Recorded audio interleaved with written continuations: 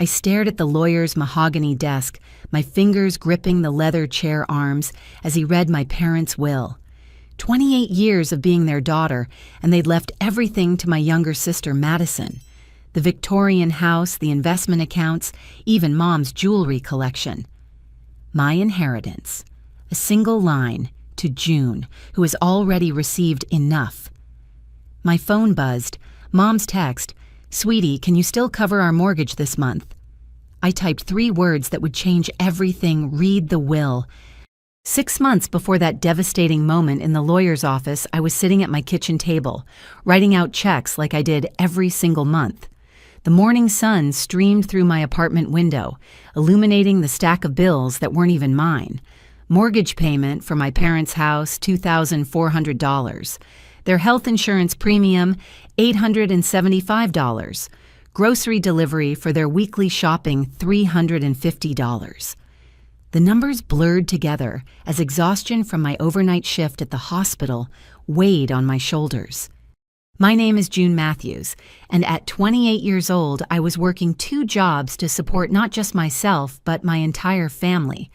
By day, I served as a pediatric nurse at Children's Memorial Hospital, caring for sick kids who reminded me why I'd chosen this profession.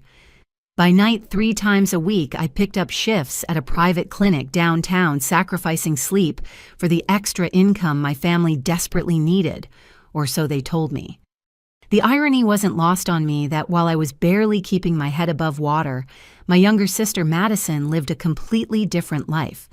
At 25, she still occupied her childhood bedroom in our parents' Victorian house, the walls covered with ring lights and camera equipment for her budding influencer career. Her morning routine consisted of yoga classes, smoothie runs, and hours spent crafting the perfect Instagram post for her 847 followers. June's too serious. I'd overheard Mom tell her church friends last Sunday. But Madison, she's creative. She just needs time to find her path. Time. That's what they called it when Madison slept until noon while I'd already completed a 12-hour shift. Finding her path apparently required designer activewear, professional photography equipment, and endless brunches at trendy cafes that I could never afford. Mom justified it all with practiced ease. "Your sister is building something special," she'd explained when I'd questioned the new ring light setup that appeared in Madison's room. "These days, social media is a real career. She just needs our support while she establishes herself." Our support. Except "our" meant my checkbook and my exhaustion. I'd done the math recently sitting in the break room at 3 in the morning, using the calculator on my phone to tally up what I'd given over the years. The number made my stomach turn $120,000 over 5 years. Not loans, gifts, support, love translated into currency. "Sweetie, you're so blessed to have such a good job," Dad would say whenever I visited, usually right before mentioning some new expense. "God provides for those who provide for others." The provision seemed to flow in only one direction. While I brown-bagged lunch to save money, Madison posted photos of her acai bowls and avocado toast. While I wore the same scrubs until they threadbare, she unboxed clothing hauls for her followers, each piece carefully curated and definitely not purchased with her non-existent income.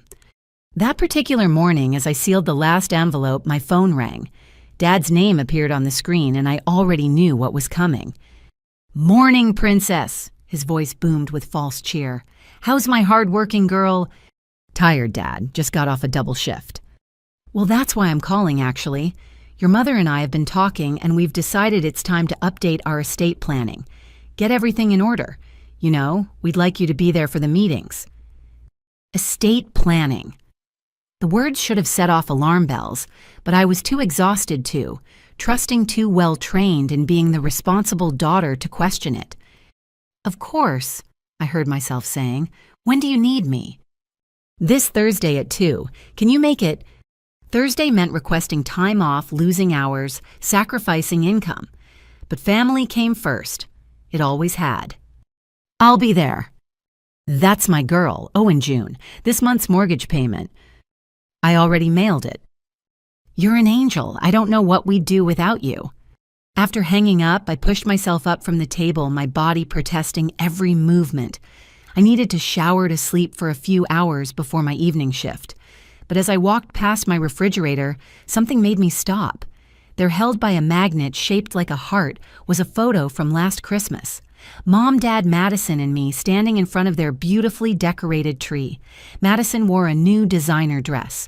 My parents beamed with pride, and I stood slightly apart still in my scrubs because I'd come straight from work.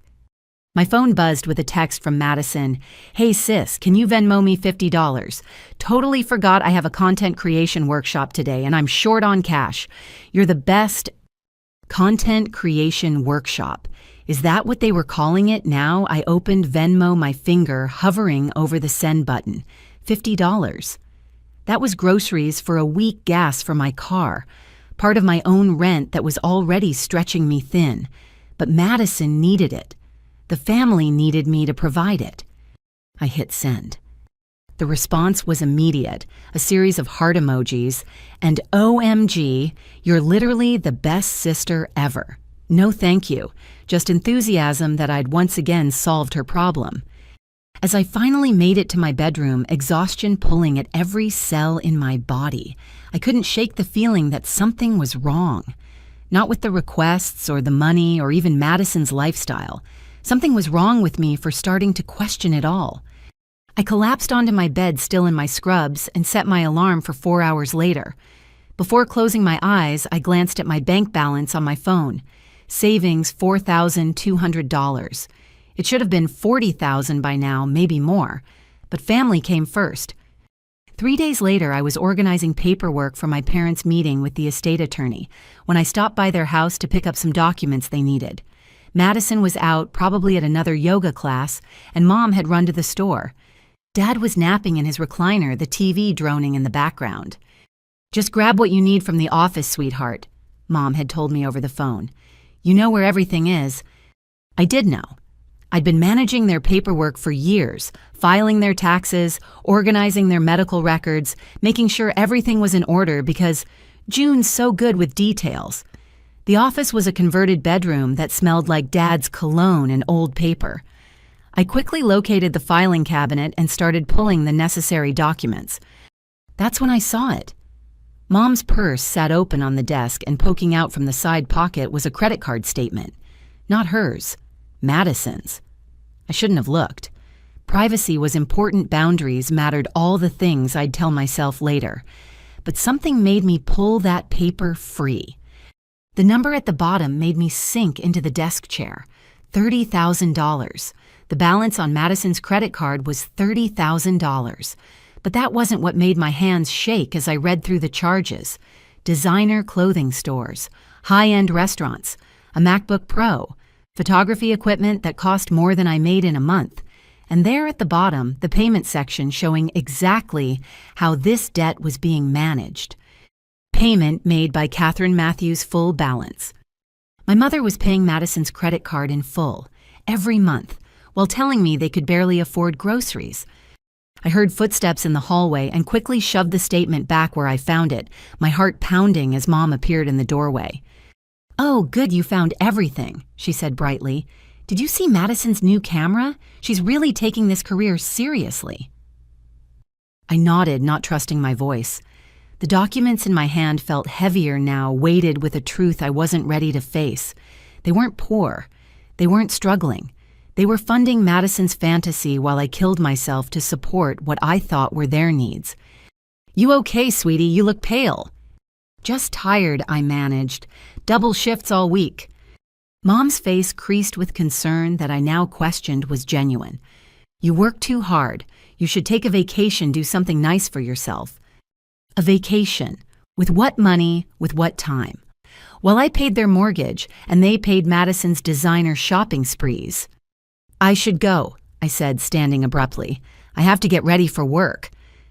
"Of course. Thank you for handling all this estate stuff. You know how confused your father and I get with legal matters." Confused? Is that what we were calling it? I gathered the documents and headed for the door, Mom's voice following me.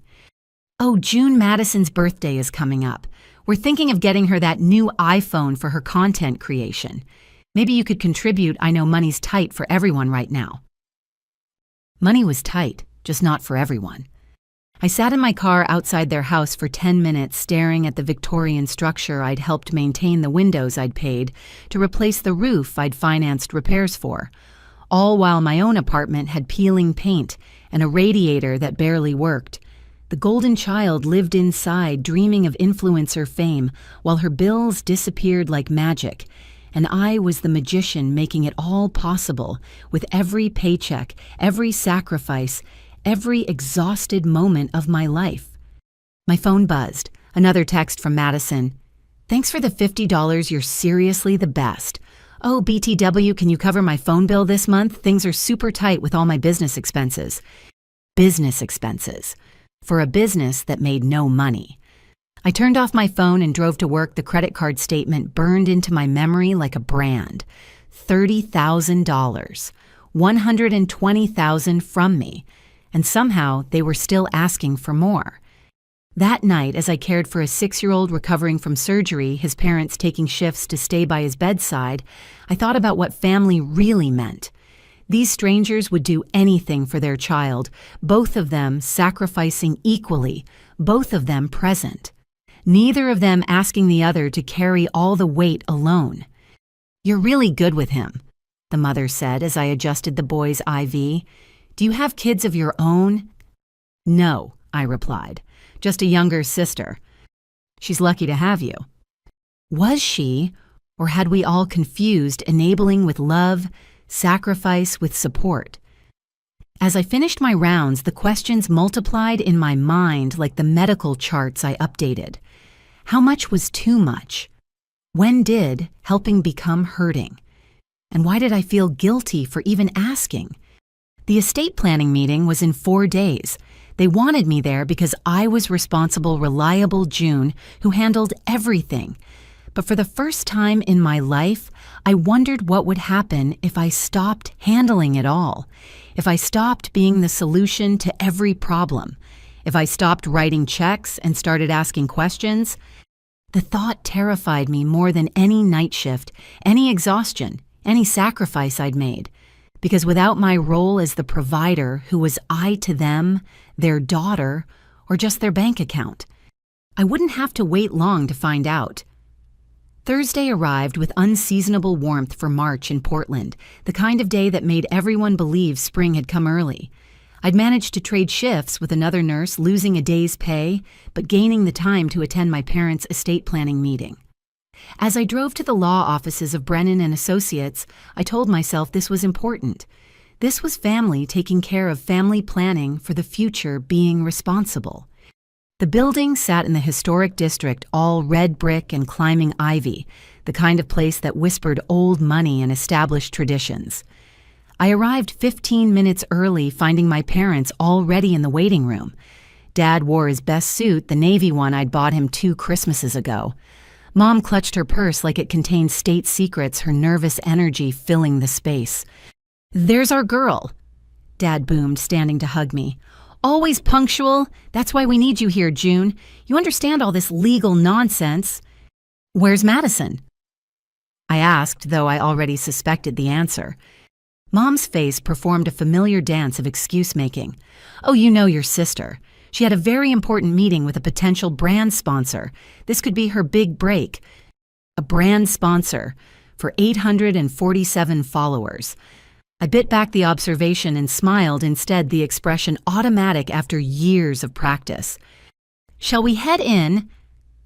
A woman in her 50s emerged from an office, her handshake firm and professional. "I'm Patricia Brennan. You must be June. Your parents have told me so much about you." The conference room smelled of leather and lemon polish, afternoon light streaming through tall windows. Ms. Brennan arranged documents across the mahogany table, while my parents settled into their chairs. I pulled out my notebook, the same one I used for managing their finances, ready to take whatever notes might be needed. So, Ms. Brennan began, her eyes moving between the 3 of us. "Let's start with the basics. We're here to ensure your assets are properly distributed according to your wishes. Can you walk me through your major holdings?" Mom looked at me expectantly. Of course. I cleared my throat and began the recitation I knew by heart. The house on Elm Street, purchased in 1992, currently valued at approximately $600,000. The mortgage has 18 months remaining. I didn't mention who'd been paying that mortgage. There's the investment account with Fidelity last statement showing $208,000. 2 vehicles both paid off. Mom's jewelry collection, which was appraised at $40,000 after Grandma passed. Dad's pension from the railroad plus Social Security for both. Ms. Brennan nodded approvingly, making notes. You're very organized. It's refreshing to see families who communicate so openly about finances. If only she knew. And you have 2 daughters, correct? The attorney continued. June here and Madison. Mom supplied quickly. She couldn't make it today. She's building her career as a social media influencer. I see. Well, it's good to have at least one family member here who understands the process. Ms. Brennan's smile toward me was warm, appreciative. Now let's discuss your wishes for distribution. Dad shifted in his chair, that telltale sign he was about to say something he'd rehearsed. We believe in fairness, Ms. Brennan. Both our girls are precious to us. Of course. And how would you define fairness in this context? The silence stretched too long. Mom's fingers worried the handle of her purse, while Dad studied the wood grain of the table with sudden intensity. I watched them, these people I'd loved and trusted my whole life, as they struggled with words they'd clearly discussed in private. Well, Mom finally ventured. Circumstances are different for each child. We want to make sure everyone is taken care of appropriately. Appropriately. The word hung in the air like smoke from a fire I couldn't yet see. Ms. Brennan continued professionally pulling out forms and explaining options. Trusts versus direct inheritance, tax implications, the importance of updating beneficiaries. I took notes mechanically, my handwriting neat and precise, while something cold settled in my stomach. Now, June Orse, the attorney, addressed me directly. As someone who's clearly involved in your parents' financial planning, do you have any questions or concerns?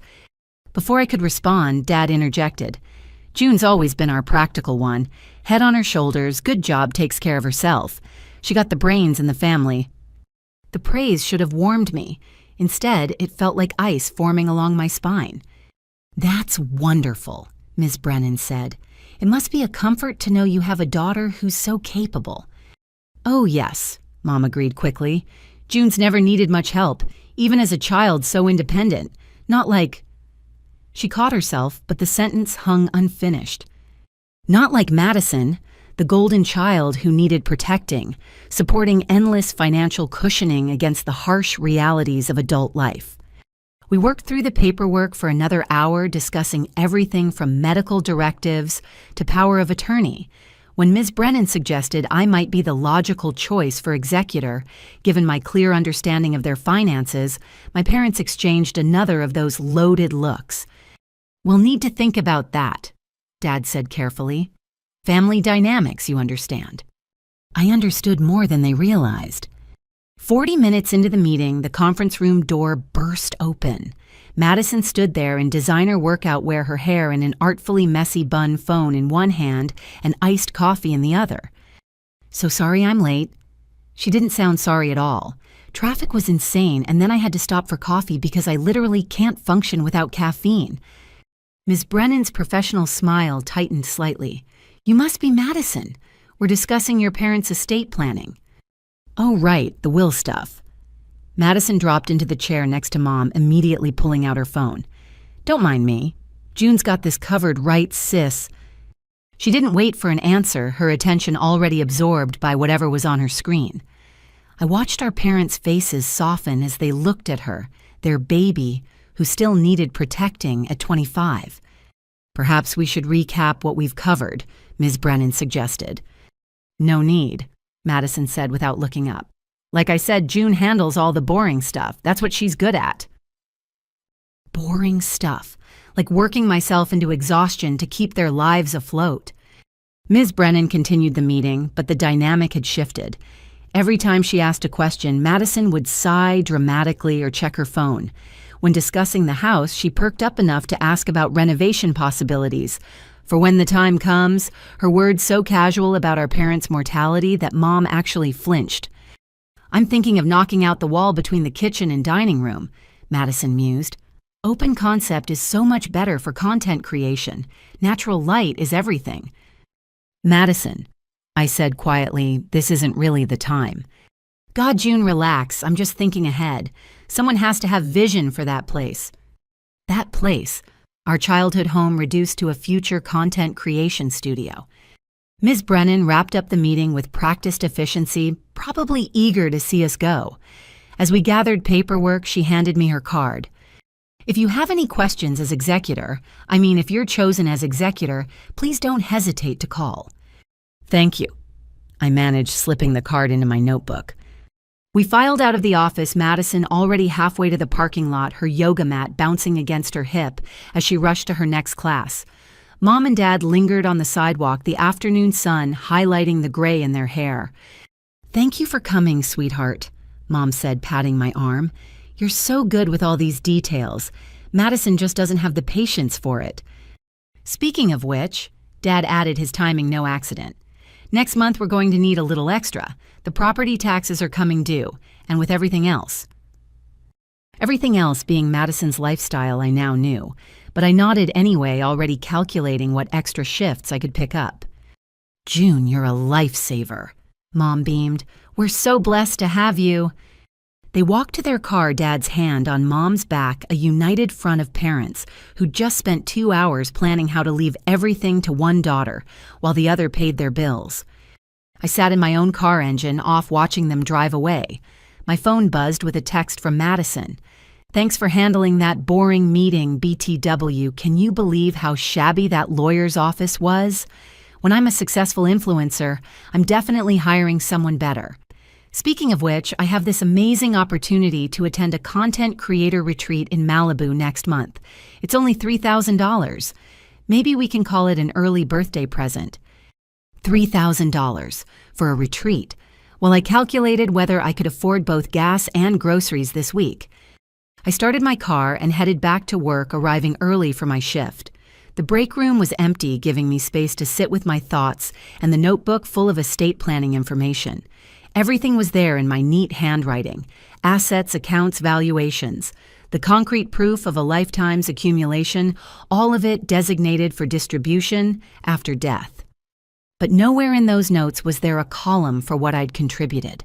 No line item for the sleepless nights, the double shifts, the sacrifices that had kept it all afloat. Just the cold, hard facts of what existed and who would receive it. "You okay?" My colleague Sarah poked her head into the break room. "You look like someone stole your lunch money." The laugh that escaped me was bitter. "Something like that." She came in, closing the door behind her. Sarah was one of the few people who knew about my family situation, having covered for me countless times when I needed to handle their emergencies. "Family stuff," she guessed, settling across from me. "Estate planning meeting today." "Ah." She didn't need more explanation. "Let me guess. They're leaving everything to Madison because you're so successful, and she needs it more." The accuracy of her assumption must have shown on my face because her expression shifted to sympathy mixed with frustration. "June, when are you going to stop letting them do this to you?" "It's not that simple. They're my parents." "And you're their daughter, not their personal ATM." I wanted to argue, to defend them, to explain that it wasn't like that, but the words wouldn't come because increasingly it was exactly like that. "You know what the worst part is," I said instead. "I sat in that meeting taking notes, being helpful, being good, reliable June, and the whole time they were planning how to make sure I keep being exactly that, the one who handles everything but receives nothing." Sarah reached across the table, squeezing my hand. "You deserve better." Did I, or had I trained them too well in what I would accept? As I changed into my scrubs for another 12-hour shift, I thought about Ms. Brennan's assumption that I'd be executor. Of course I would be. Who else would handle the boring stuff, the details, the responsibility? That night I couldn't focus. My patients received the same level of care because that was non-negotiable, but my mind kept drifting to that conference room, to my parents' careful words about fairness and appropriate distribution, to Madison scrolling through her phone while they planned her future security using my present sacrifice. During my break, I found myself in the chapel, a quiet space I rarely visited. The silence felt heavy, expectant, like it was waiting for me to acknowledge truths I'd been avoiding. I wasn't the favored child. I was the functional one, the one who could be counted on to provide without question, to sacrifice without complaint, to love without reciprocation. And as long as I kept playing that role, nothing would change. My phone lit up with another text from Mom. Forgot to mention at the meeting, the house needs new gutters. Can you handle that next month? Love you. Can you handle that? I always had. That was the problem. As I headed back to my shift, I made a decision.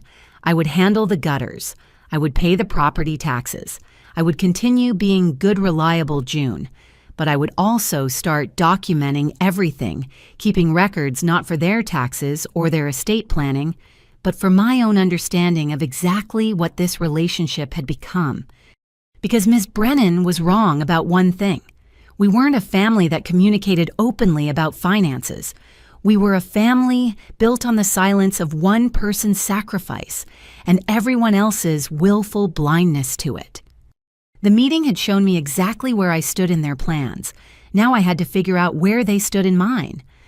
My 28th birthday fell on a Saturday, which meant I could actually attend my own celebration without losing a shift. Mom had insisted on hosting dinner at their house, promising my favorite meal and a special surprise. As I drove through the familiar streets of my childhood neighborhood, I tried to summon some enthusiasm. Birthdays in the Matthews family had always been productions complete with themed decorations and Mom's signature coconut cake. At least they were for Madison. The April evening was mild cherry blossoms from the neighbor's tree drifting across the windshield like pink snow. I'd bought myself a new blouse for the occasion, a small indulgence that had required careful budgeting. 28 felt like it should mean something, mark some kind of adult milestone. Instead, I felt caught between the life I was living and the one I'd imagined for myself. The house glowed with warm light and I could smell pot roast from the driveway. Dad opened the door before I could knock his face bright with an emotion I couldn't quite read. There's the birthday girl 28 years ago you made us parents. Best day of our lives. The words should have touched me. Instead, they felt rehearsed like lines from a play we'd been performing for so long we'd forgotten it wasn't real. Inside the dining room table was set with Mom's good china, the pieces she only brought out for special occasions. Balloons bobbed in the corner and a banner reading, "Happy Birthday, June," hung across the archway. It was lovely, thoughtful even. So why did it feel like a stage set? Surprise. Madison emerged from the kitchen wearing a dress that probably cost more than my monthly grocery budget. "Happy birthday, sis." She air-kissed my cheek, careful not to smudge her lipstick, then thrust a small envelope into my hands. "Open it later," she said with a wink. "It's super special." Mom bustled in with appetizers, her face flushed from cooking. Sit, birthday girls don't help in the kitchen." The rule apparently only applied to birthdays because every other family dinner found me elbow deep in dishes, while Madison updated her Instagram stories. But tonight, I was guest of honor. Tonight, I got to pretend this was normal, that we were a normal family celebrating a normal milestone. Dinner unfolded with practiced precision. Dad carved the roast with ceremony, Mom made sure my plate was full, and Madison documented everything with her phone, murmuring about family content and authentic moments. I smiled, laughed at Dad's familiar jokes, complimented Mom's cooking, played my part in our family performance. "So," Dad said as Mom cleared the dinner plates, 28, that's a big number, Princess. Any special plans for this year?" Before I could answer, my phone buzzed. A work email about schedule changes, but the notification preview showed something else that made my heart skip. A message from Human Resources about my annual review with the subject line, "Congratulations on your promotion." I'd applied for the head nurse position 3 months ago, gone through 2 rounds of interviews, demonstrated my skills and dedication. but with everything else happening, I'd almost forgotten about it. "What is it, dear?" Mom asked, returning with the cake, 28 candles flickering like tiny stars. The words felt surreal. "I got promoted, head nurse for the pediatric unit." "Oh my God, June." Madison squealed, her phone already recording. "That's amazing. How much more money is that?" Trust Madison to zero in on the financial aspect immediately. "It's substantial," I admitted. "About 30% increase plus better benefits." I watched my parents' faces transform, could actually see the calculations happening behind their eyes. 30% more meant 30% more. They could ask for 30% more problems I could solve, 30% more of Madison's dreams I could finance. "That's wonderful, sweetheart," Mom said, but her smile had shifted into something strategic. "You've worked so hard for this." A toast. Dad raised his wine glass, his voice booming with pride that felt different from the pride I'd hoped for. "To June, our successful daughter. You'll be able to do so much good with that extra income." So much good for them. "Make a wish." Madison commanded, her phone camera ready. I leaned forward, the candle's heat warming my face, and closed my eyes. What did I wish for? Recognition, appreciation, or just the chance to enjoy my own success without it becoming another resource for them to tap? I blew out the candles in one breath, and my family clapped like I'd performed a magic trick, which in a way I had. The magic of making money appear when they needed it, of solving problems with my checkbook, of being endlessly reliable. We ate cake vanilla with coconut frosting, and I opened Madison's card. Inside was a $5 gas station gift card, the price sticker still attached. "For your commute," she explained brightly. "I know gas is so expensive these days." $5 from someone whose $30,000 credit card bill I'd seen with my own eyes. But I smiled and thanked her, because that's what good daughters do. "Speaking of expenses," Mom said, and there it was, the transition I'd been waiting for. "Your father and I have been thinking about the house. With you doing so well now, especially with this promotion, we were wondering if you might help us with some updates. The kitchen really needs work, and Madison's room." "My room needs better lighting for filming," Madison interjected. "Natural light is everything for content creation. I was thinking skylights." "Skylights. In the house I was paying the mortgage on." "We can talk about it later," I said, trying to salvage something of my birthday. "Tonight's about celebrating, right?" "Of course." Dad agreed too quickly. "Absolutely. Our June, the head nurse. You know, I was just telling Bob at the hardware store about how successful you are. He couldn't believe one person could work so hard." One person. That was the key phrase. One person working hard so others didn't have to. After cake, I excused myself to use the bathroom, needing a moment alone. The hallway felt like a museum of our family history photos covering every wall. Madison's dance recitals where I'd worked overtime to pay for costumes, family vacations I'd funded but barely enjoyed because I was checking work emails, my college graduation where they'd spent the entire ceremony talking about Madison's gap year plans. I paused at Dad's study door, slightly ajar. The desk lamp was on papers scattered across the surface. I shouldn't look. It was his private space. But something pulled me forward, maybe the same instinct that had made me notice Madison's credit card statement. There next to his coffee mug was a legal pad covered in his handwriting, estate planning notes from our meeting with Ms. Brennan.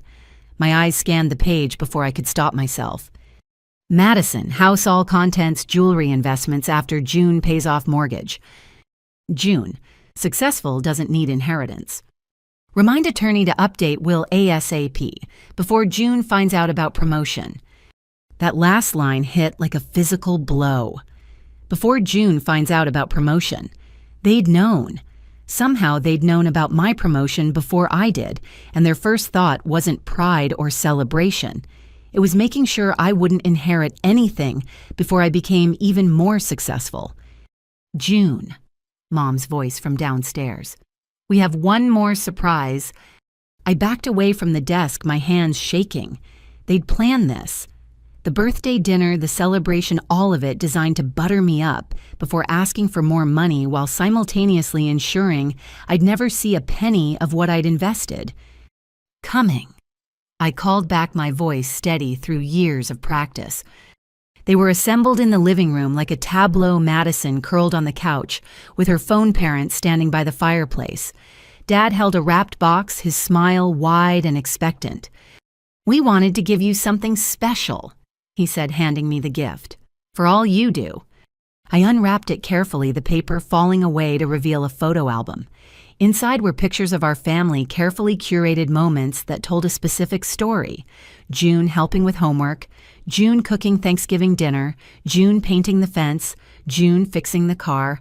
Every photo showed me in service to them, working, providing, giving. "We thought you'd like to remember all the wonderful times," Mom said softly. "You've always been such a help to this family."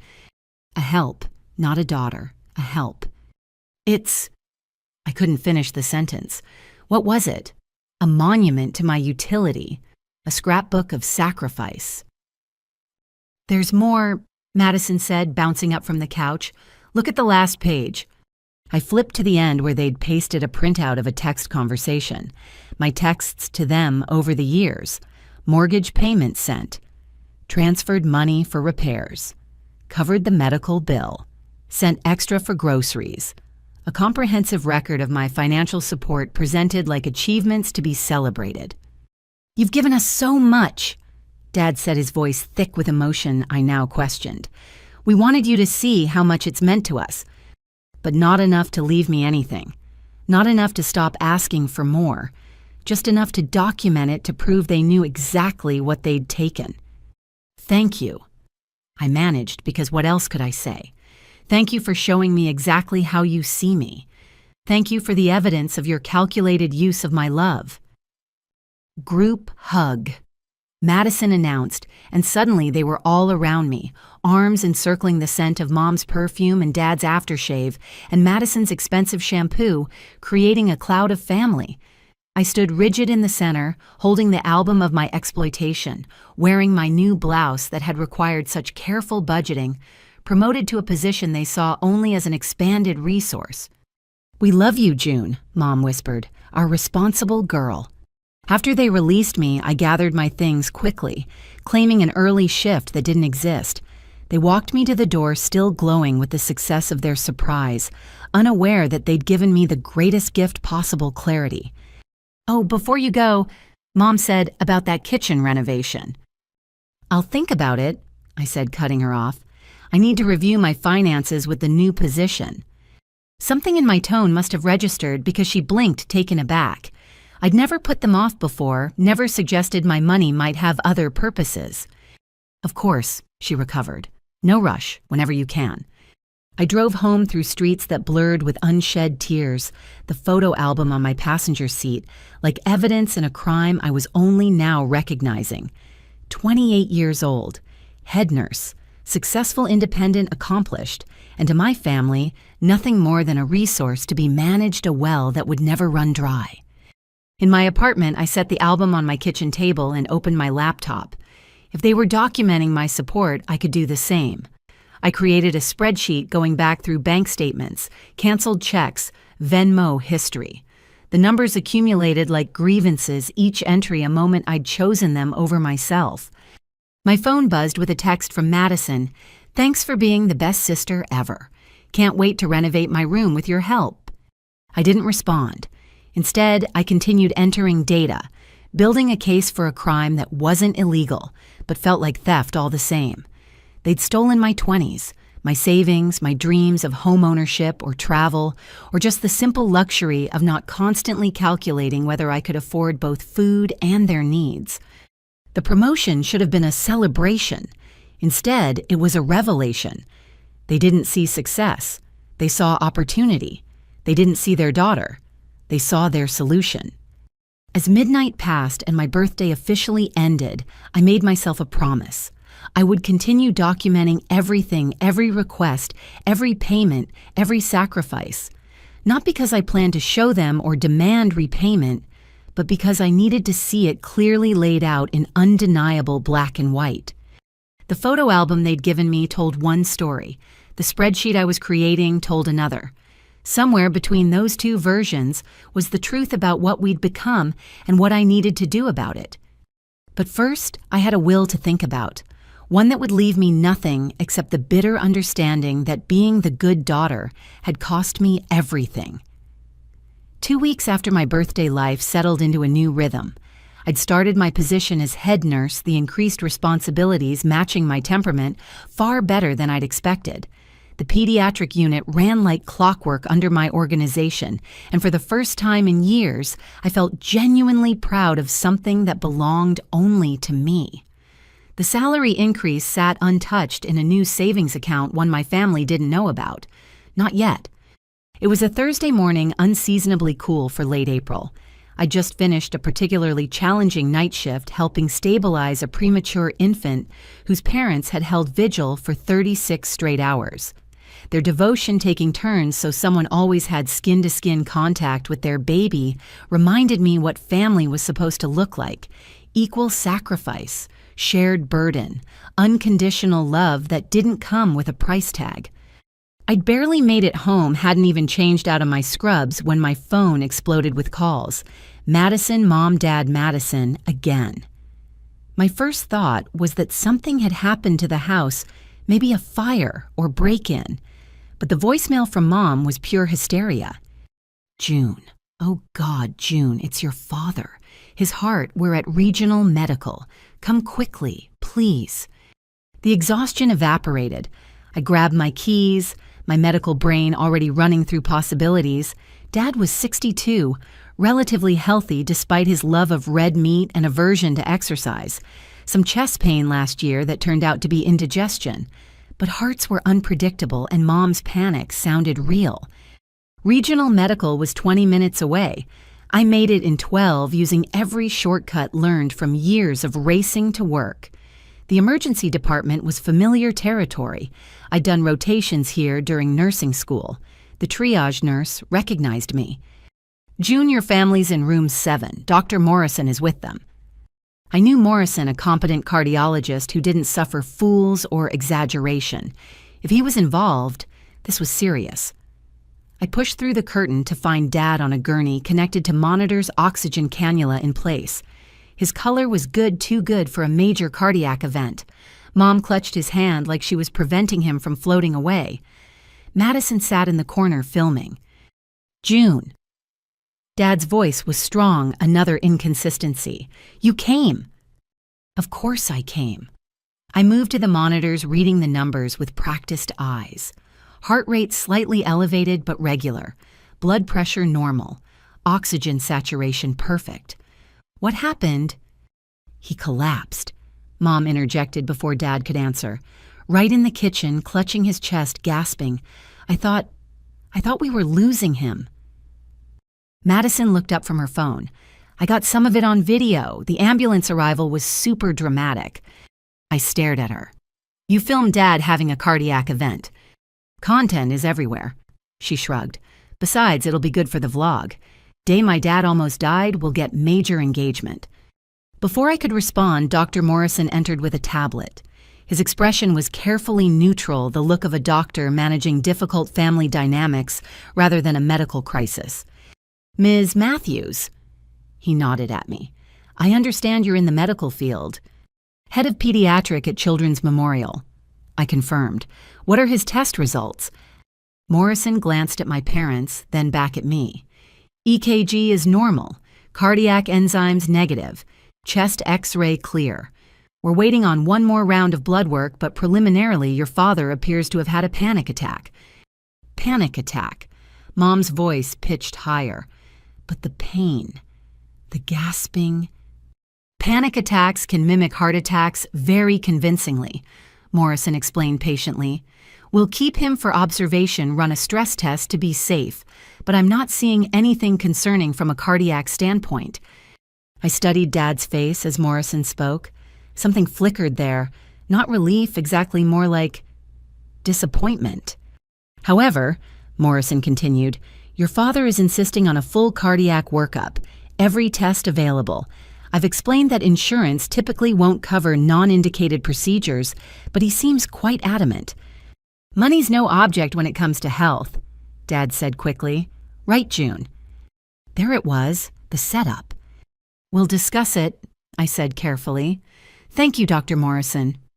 After he left, the room fell silent except for the steady beep of monitors. Madison had stopped filming, probably because actual medical information wasn't dramatic enough for her followers. Mom continued her death grip on Dad's hand while he avoided my eyes. A panic attack, I said finally. What triggered it? Does it matter? Mom snapped. He could have died. But he didn't. His heart is fine. So what happened this morning that caused such severe anxiety? They exchanged looks, the kind that told me this was rehearsed, but they hadn't counted on Morrison being so direct with his diagnosis, hadn't expected me to push back. Financial stress, Dad admitted finally. The bills, the house, trying to keep everything afloat. It just overwhelmed me. Financial stress. While I paid their mortgage, their groceries, their utilities. While they paid Madison's credit cards and funded her lifestyle. Maybe I should take some time off. Dad continued, warming to his theme. You know, focus on my health. Of course, that would mean losing income. You're retired, Dad. You have your pension. Well, yes, but there are gaps. Medical bills from this will be enormous. And if I need cardiac rehabilitation... I pulled out my phone, opening the calculator app.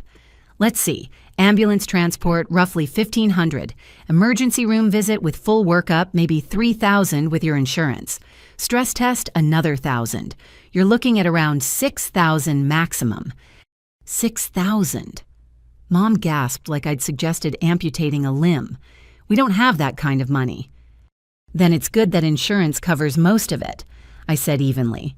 Your out-of-pocket will be your deductible, which is what, $2,000... The room went quiet again. Madison fidgeted with her phone while my parents recalibrated their strategy. You seem very calm about your father's health, Mom accused. I'm calm because he's stable. His tests are normal. He's going to be fine. I moved to Dad's bedside, checking his peripheral pulses automatically. But I'm concerned about this panic attack. What aren't you telling me up? Dad closed his eyes. You wouldn't understand. You've never had to worry about money. The irony of that statement from a man whose bills I paid nearly choked me. I need to inform my work. I'll be late, I said, instead of screaming. I'll be right back. I stepped into the hallway, breathing deeply. My phone already had texts from Madison. Dad's being so dramatic, but Mom says we have to play along, followed by, BTW, can you cover my car payment this month? Tots forgot with all this drama. I called my supervisor explaining the situation. She was understanding, told me to take the day. As I hung up, I noticed a familiar figure by the nurse's station. Carla, one of my nursing school classmates now working emergency. June heard your dad was brought in. He okay? Panic attack. I said, then lowered my voice. Can I ask you something in confidence? She guided me to a quiet corner. What's up? When he came in, what did he present with? Carla glanced around, then pulled up his intake chart on her tablet. Honestly, he walked in, said he'd had severe chest pain at home, but it resolved in the car. Vitals were stable from admission. We did full protocol because he insisted he'd collapsed, but... She shrugged. But he walked in. Under his own power. Your mom was more upset than he was, kept talking about how gray he'd been at home, how he'd stopped breathing. But his O2 sats were perfect, no cyanosis indicators.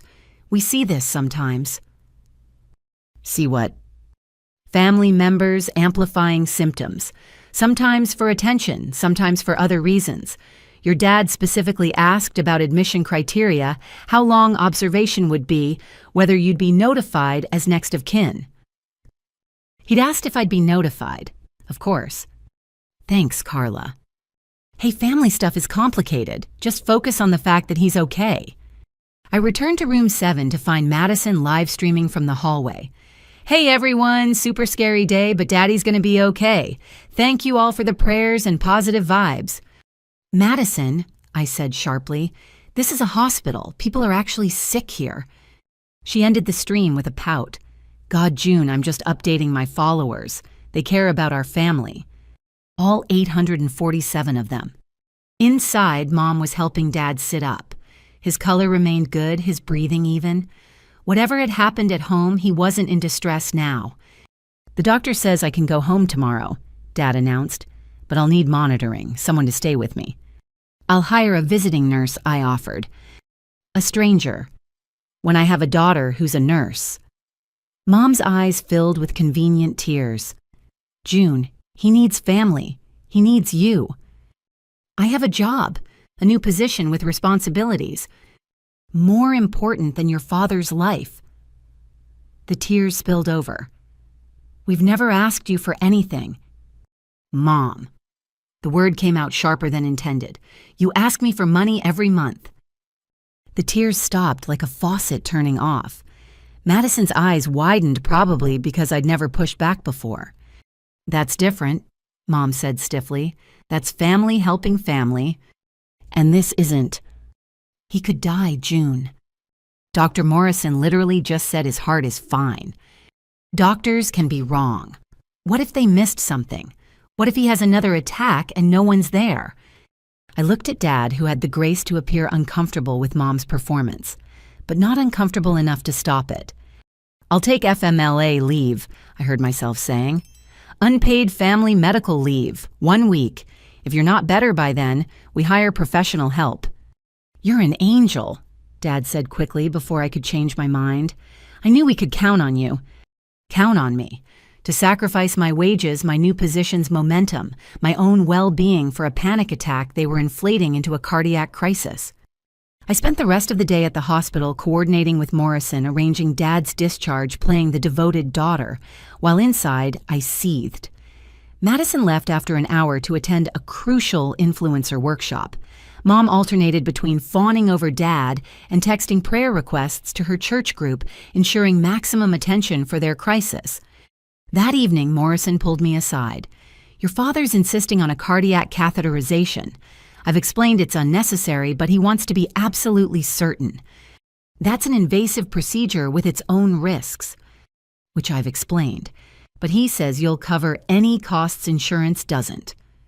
Morrison's expression was carefully neutral. I wanted to verify that before scheduling. Don't schedule it, I said firmly. His tests are normal. We're not doing unnecessary procedures. I'll document that in his chart. As Morrison walked away, I realized this was the first time I'd said no to a financial request from my family. It felt strange, foreign, like wearing someone else's clothes. Dad was discharged the next morning with fanfare worthy of a war hero's homecoming.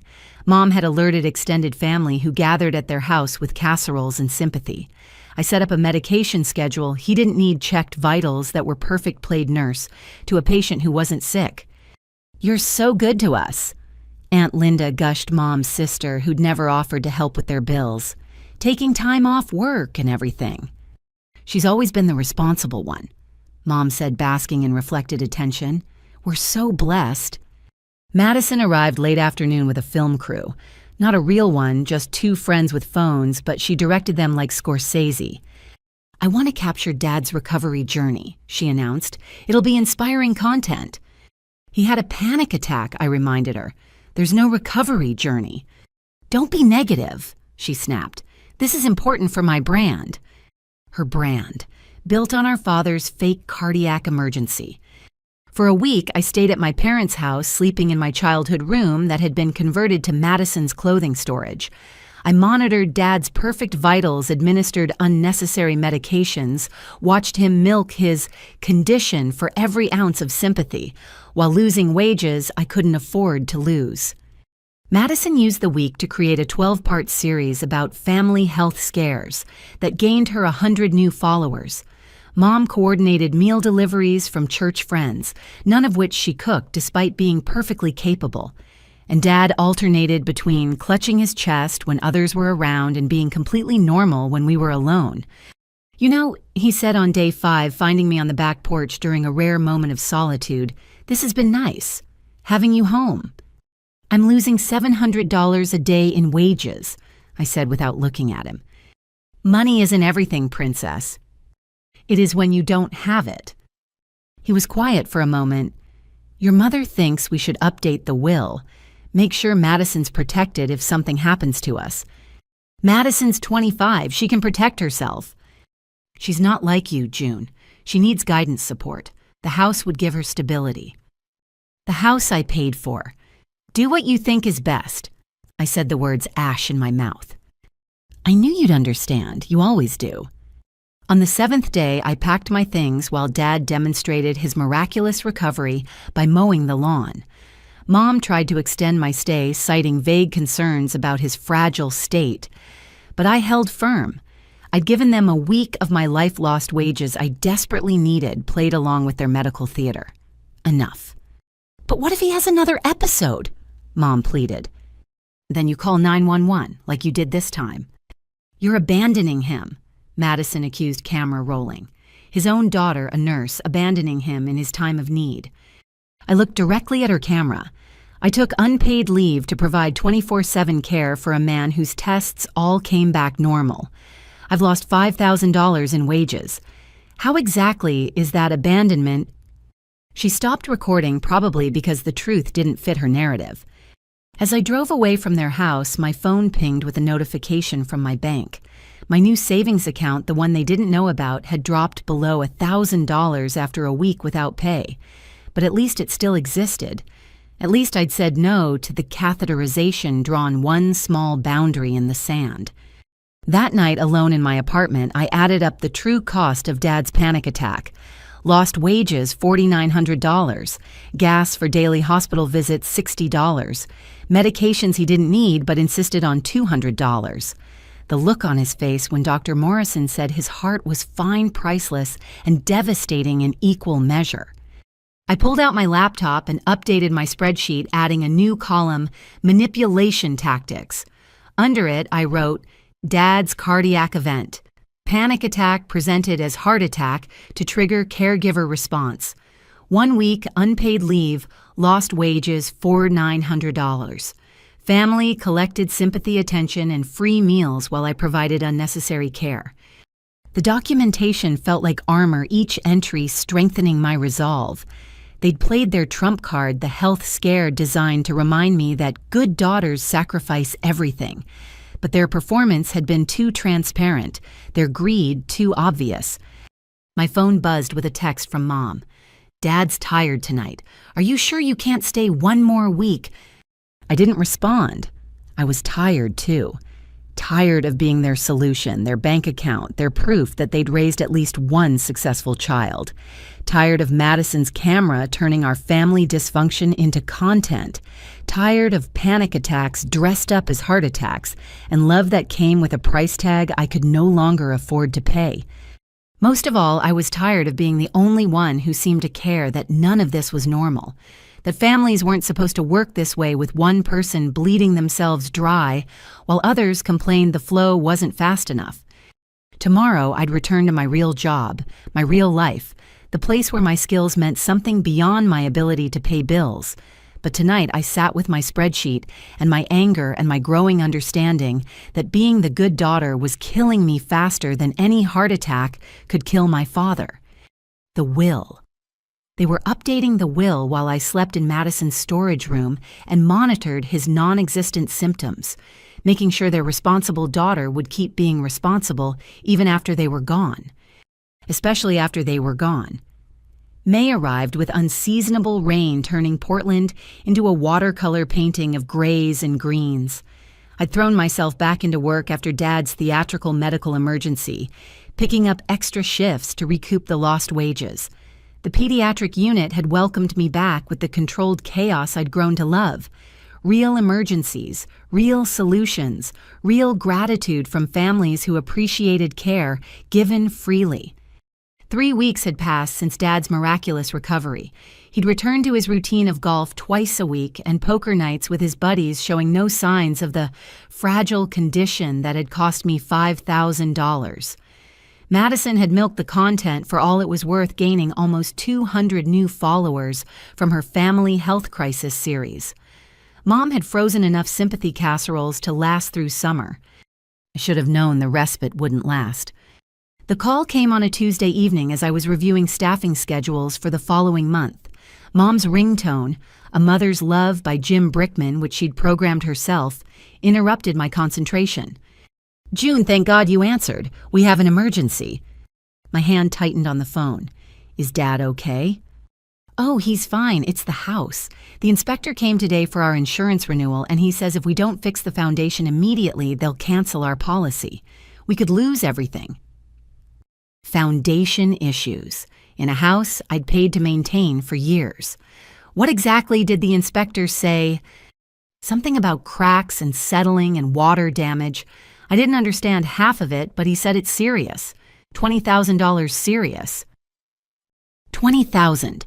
The number hung between us like a sword. "Did you get a second opinion?" "There's no time. He said we have 30 days or the insurance company drops us. Without insurance, the mortgage company could foreclose. June, we could be homeless." Homeless.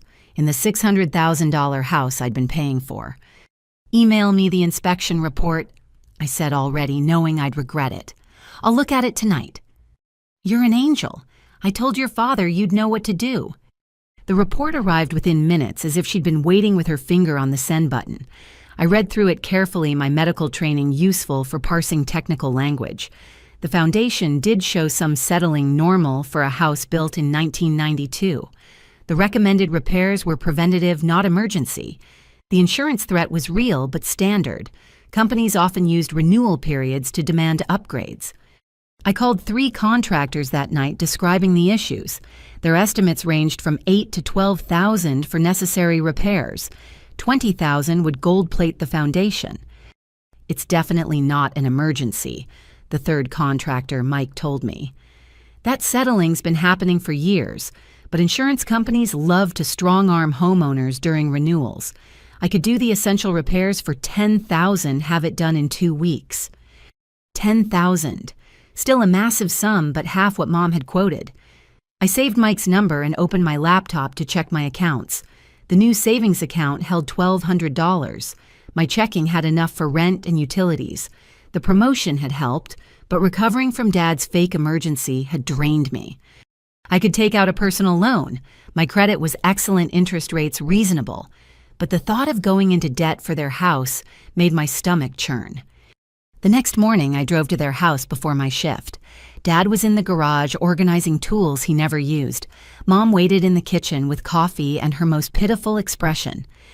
"Did you read the report?" She clutched her mug like a life preserver. "I did, and I called contractors. The repairs can be done for $10,000, not $20,000. "Oh," relief flooded her face. "That's wonderful, so you can handle it." "I didn't say that. I said the cost is lower than you thought."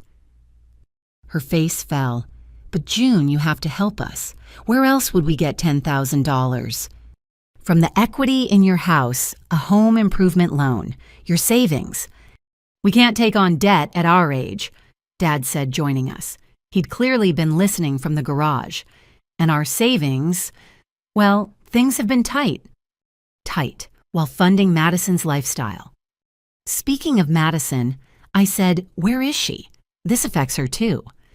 "She had a very important meeting with a potential sponsor," Mom said quickly. "A teeth whitening company wants to partner with her." "Ah, how much does that pay?" Silence.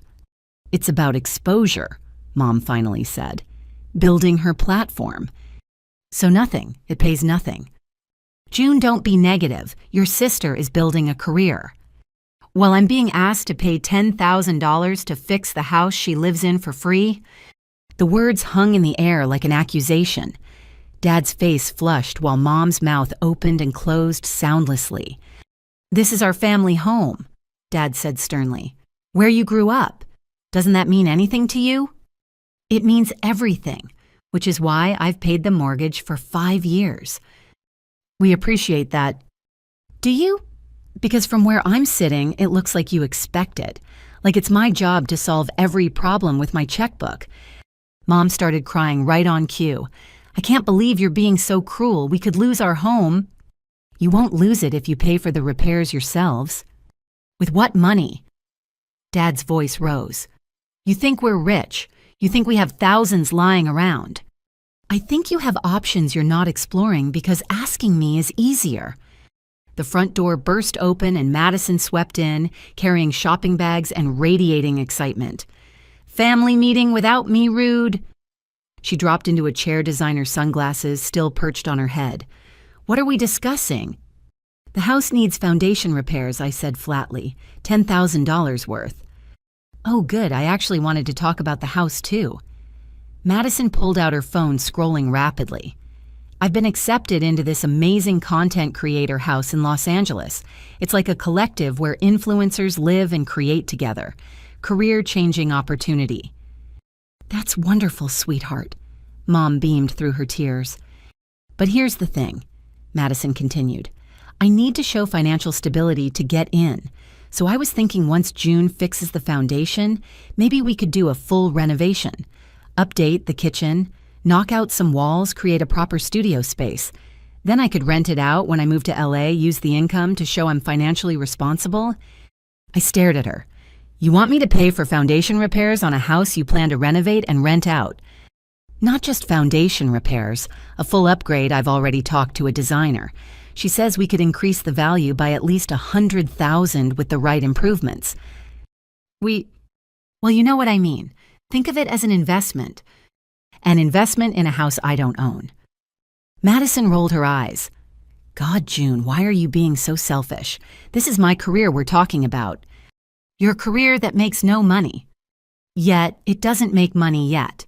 She turned to our parents. Tell her how important this is.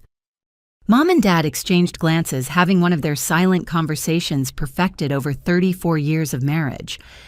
Maybe, Dad said slowly, we could do both. Fix the foundation and do some updates for Madison's future. It would really help her career, Mom added, and increase our home value. Our home value, I repeated. The home you're leaving entirely to Madison. Another silence, heavier this time. How did you... Mom started, then stopped. Does it matter? The point is, you want me to invest tens of thousands of dollars in a property I'll never inherit. You don't need an inheritance, Madison said, as if explaining to a child. You have a good job. I need the security. I have a good job because I worked for it. 2 jobs, actually, while you've been playing influencer on my dime.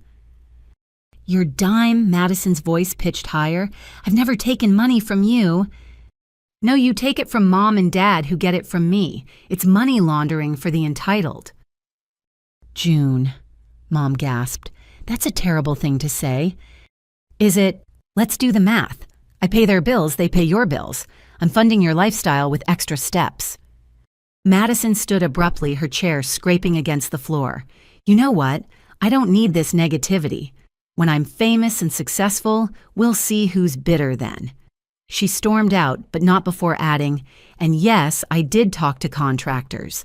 We could do the whole renovation for $50,000. Think about it. $50,000. From 10 to 20 to 50, the number climbing with each conversation. She's just passionate about her future, Mom said weakly. Her future in my past, I muttered. What? Nothing. Look, I need to go to work. Actual work that pays actual money. But the foundation, get a loan, sell some things, ask Madison to contribute from her teeth-whitening windfall. But I'm not taking on debt for a house you've already decided isn't mine. I left them sitting at their kitchen table, probably strategizing their next approach. The drive to work was a blur of rain and regret. Regret that I'd answered the phone. Regret that I'd trained them so well to see me as their solution. Regret that love in our family had become so transactional. At the hospital, I threw myself into my shift with desperate energy. Here, problems had solutions that didn't require my bank account. A 6-year-old with pneumonia responded to antibiotics. An infant's fever broke after careful monitoring. Parents thanked me with tears of relief that had nothing to do with money. During my break, I sat in the cafeteria with my phone off, enjoying the silence. No texts about foundations or renovations or influencer houses, just peace. Rough day. Dr. Martinez sat across from me with her lunch. Family stuff, I admitted. Ah. She unwrapped her sandwich thoughtfully. Let me guess. They need money. How did you know? Because you have that look, the one that says, I'm solving everyone's problems but my own. She took a bite, chewing slowly. Want some unsolicited advice? Sure. Stop. Just stop. They'll figure it out or they won't, but either way, it's not your responsibility. They're my parents.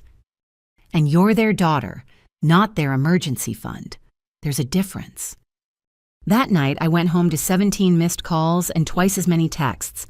The family group chat had exploded with messages ranging from guilt trips to renovation ideas. Madison had created a Pinterest board for the house updates. Mom had forwarded emails from contractors, each quote, higher than the last. Dad had sent a single message, disappointed in your selfishness. I archived the entire conversation without reading most of it. Instead, I updated my spreadsheet, adding the renovation scheme to my growing documentation. The ask had evolved from foundation repairs to a full renovation to support Madison's influencer dreams, none of which I would benefit from. The entitlement was breathtaking in its scope.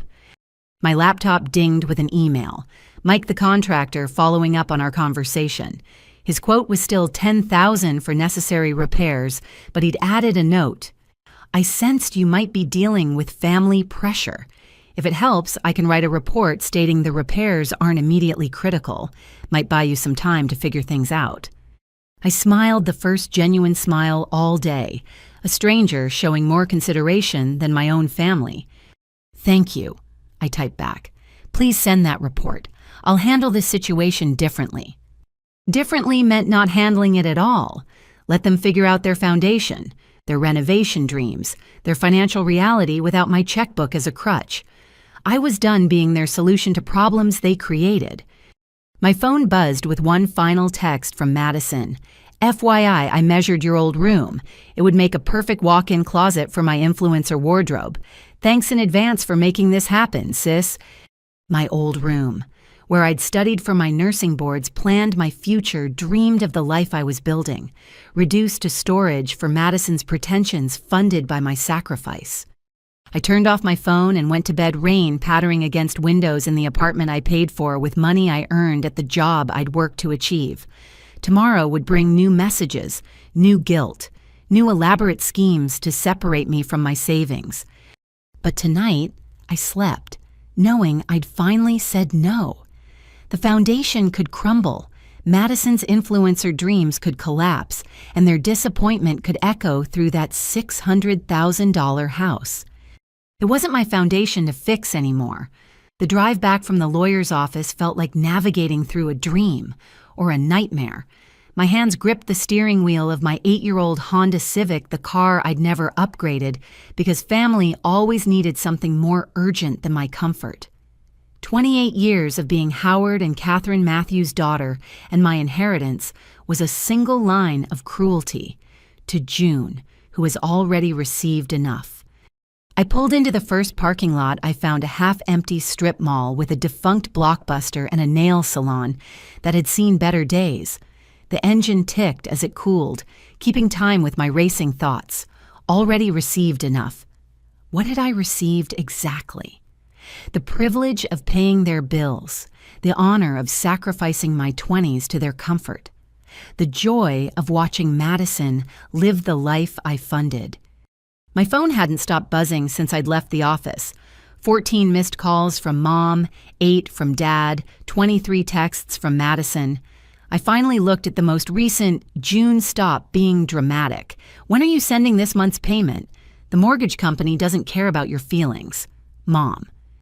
The mortgage company, for the house they'd left entirely to Madison along with everything else. I opened my contact list and scrolled to Sarah Chen, my best friend since nursing school, and now a financial advisor who'd tried repeatedly to talk sense into me about my family situation. She answered on the second ring. June, everything okay? You sound... They left me nothing. The words came out flat, emotionless. The will reading was today. Everything goes to Madison. The house, the investments, Mom's jewelry, everything. Oh, honey, I'm so sorry, but also I'm not surprised. I am. I laughed, but it sounded broken. I'm an idiot, but I'm surprised. Some part of me actually thought, God, Sarah, I've given them everything. I know. Can you come over? We should talk. I can't. I have to. I stopped. What did I have to do? Send the mortgage payment for a house I'd never inherit. Cover the utilities for Madison's future content creation studio. Actually, yes, I'll be there in 20. Sarah lived in a converted loft in the Pearl District, the kind of place I dreamed of affording before family obligations consumed every spare dollar.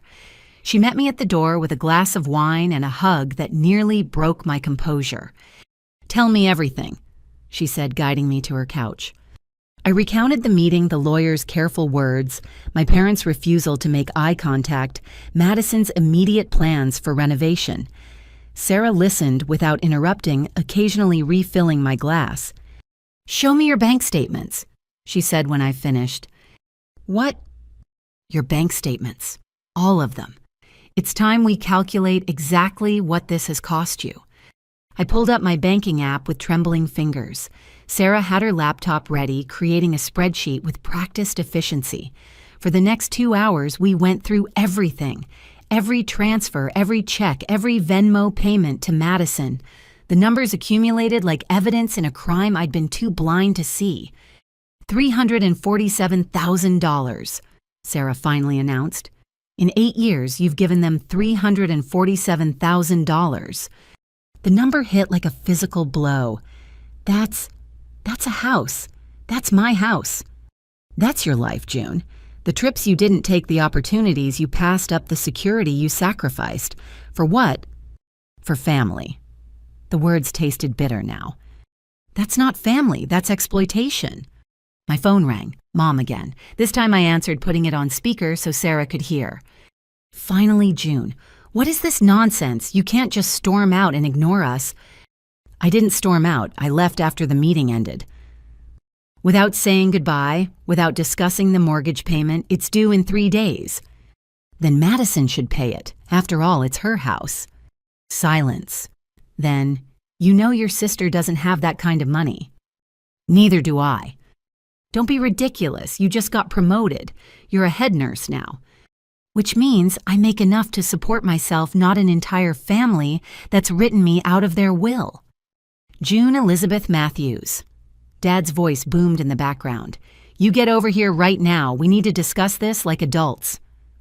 "No." The word hung there simple and final. I'd never said it so baldly before. "No." Mom's voice climbed octaves. "What do you mean, no?" "I mean no. I'm not coming over. I'm not discussing anything. And I'm not paying your mortgage." "Then we'll lose the house." "You'll lose Madison's house. Take it up with her."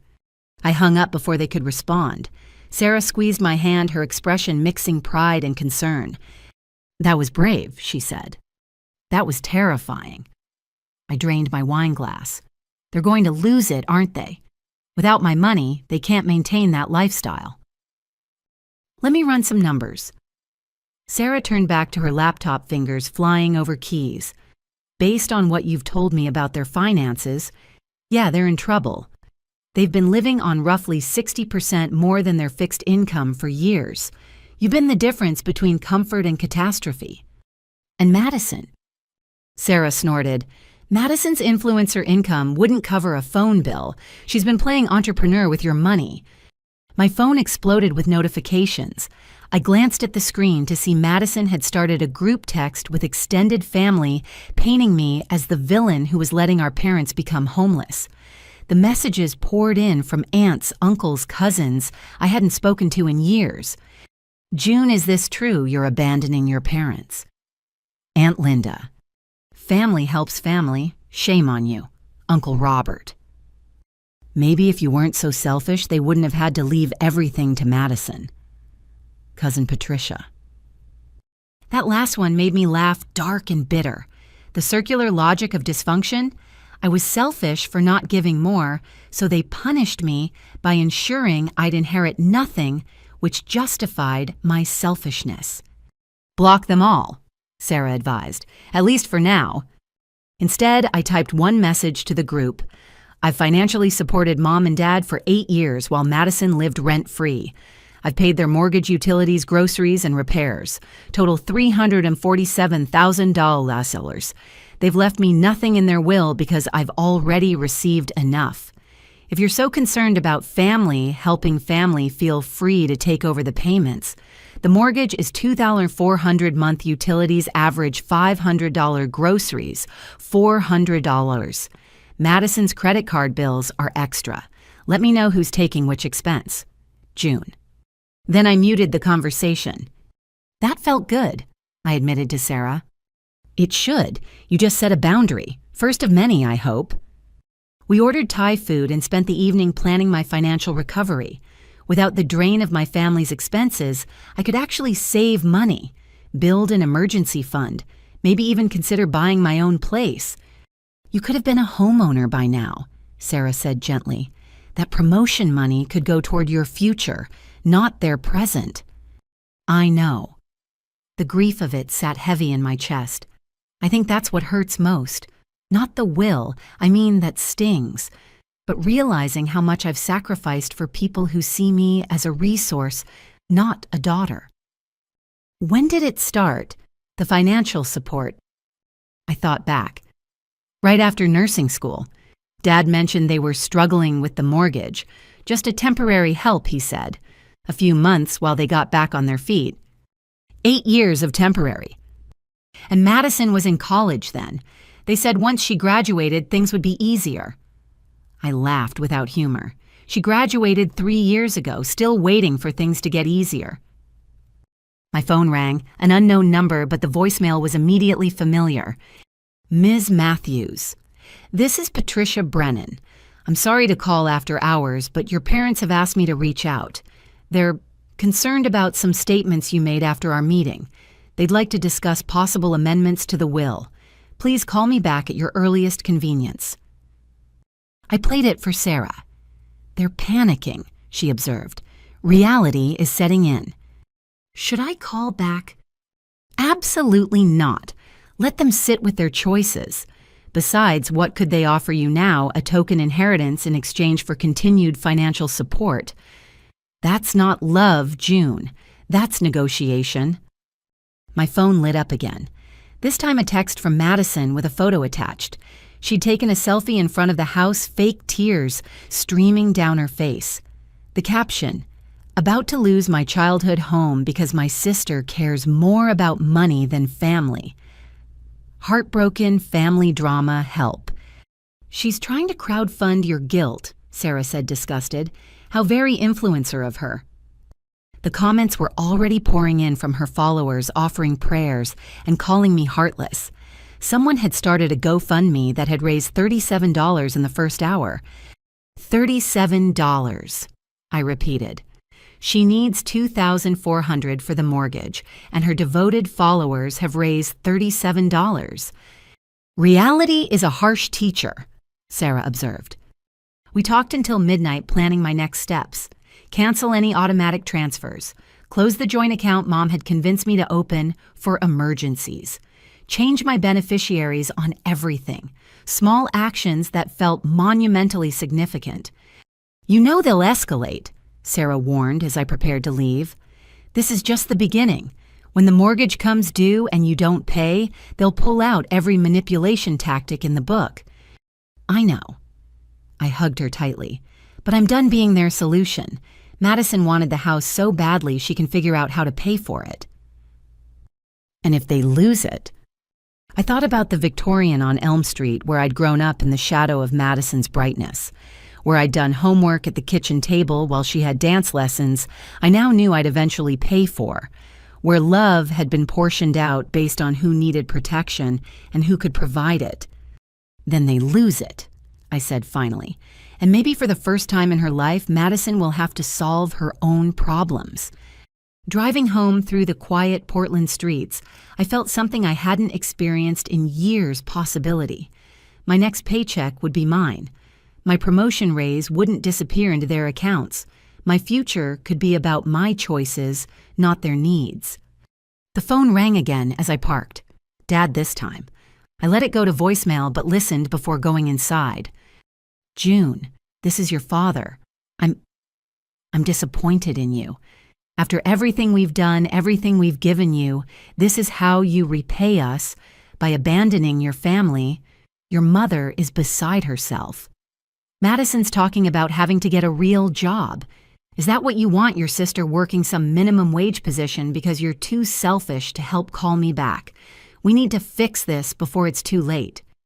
Madison getting a real job, the horror, the impossibility, the thing millions of 25-year-olds did every day without their older sisters subsidizing their dreams. I deleted the voicemail and went inside. Tomorrow would bring new crises, new guilt trips, new attempts to pry open my wallet. But tonight, for the first time in 8 years, I went to bed knowing exactly where I stood in my family's priorities. Dead last with a bank account to prove it.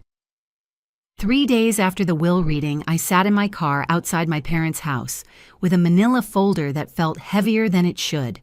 Inside were 8 years of bank statements, canceled checks, and Venmo receipts. $347,000 worth of evidence that June has already received enough was the cruelest fiction my parents had ever crafted. The morning was crisp for early June, the kind of perfect Portland weather that usually lifted my spirits. Today it felt like the universe mocking my situation. Madison's BMW, the one she'd leased with money that mysteriously appeared in her account each month, sat in the driveway next to Dad's truck and Mom's sedan, a full family assembly. They didn't know I was coming. The past 3 days had been a symphony of increasingly frantic messages I hadn't answered. Mom's texts had evolved from demanding to pleading to vaguely threatening. Dad left voicemails that alternated between disappointment and rage. Madison had started a TikTok series called When Family Betrays You that had gained her 50 new followers and $0 toward the mortgage that was now past due. I knocked on the door I'd once entered freely, the sound echoing like a judge's gavel. Mom answered, her face cycling through surprise, relief, and calculation in the span of seconds. June. Oh, thank God, we've been so worried. She reached to embrace me, but I stepped back, keeping the folder between us like a shield. I'm not here for a reunion. I'm here to talk about money. Her face hardened. That's all you care about now, money. Funny how it only became crass when I stopped providing it. I pushed past her into the house that smelled like coffee and the lavender potpourri she'd used since I was 12. Everything looked the same. The family photos lining the hallway Madison featured prominently, me relegated to the edges. The furniture I'd helped pay to reupholster the new smart TV Madison had convinced them she needed for content creation. They were assembled in the living room like they'd been waiting. Dad in his recliner trying to project patriarchal authority. Madison curled on the couch with her phone outfit camera ready in case this became content. And in the corner, a man I didn't recognize. Tall, athletic, wearing designer clothes that screamed new money. Who's this? I asked. This is Trevor, Madison said, not looking up from her screen. My boyfriend. He's a financial investigator and he says what you're doing might be illegal. Elder abuse or something. Trevor had the grace to look uncomfortable.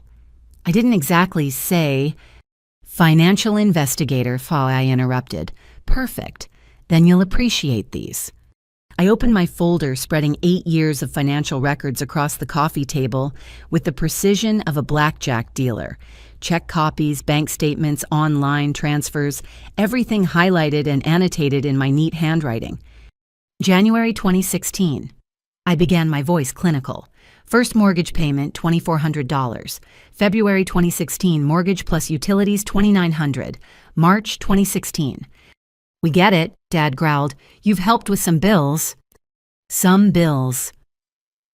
I laughed, the sound sharp in the quiet room. $347,000 over 8 years. That's not help, Dad. That's a salary. That's my entire 20s dissolved into your bank account. Nobody asked you to, Madison started. February 2018. I continued pulling out a specific statement. $3,000 for Madison's spring break trip to Cabo. March 2018, $1,500 for her photography equipment. April 2018, $800 for her yoga teacher training that she attended exactly twice. Madison's face flushed. That was for my career. Your career that's earned how much exactly? Influence isn't always about money. No, it's about my money. Which is why you're here with your financial investigator boyfriend instead of paying the mortgage on the house you're inheriting. Trevor shifted uncomfortably. Actually, I should probably stay, I said firmly. Since you're investigating financial abuse, you should see this.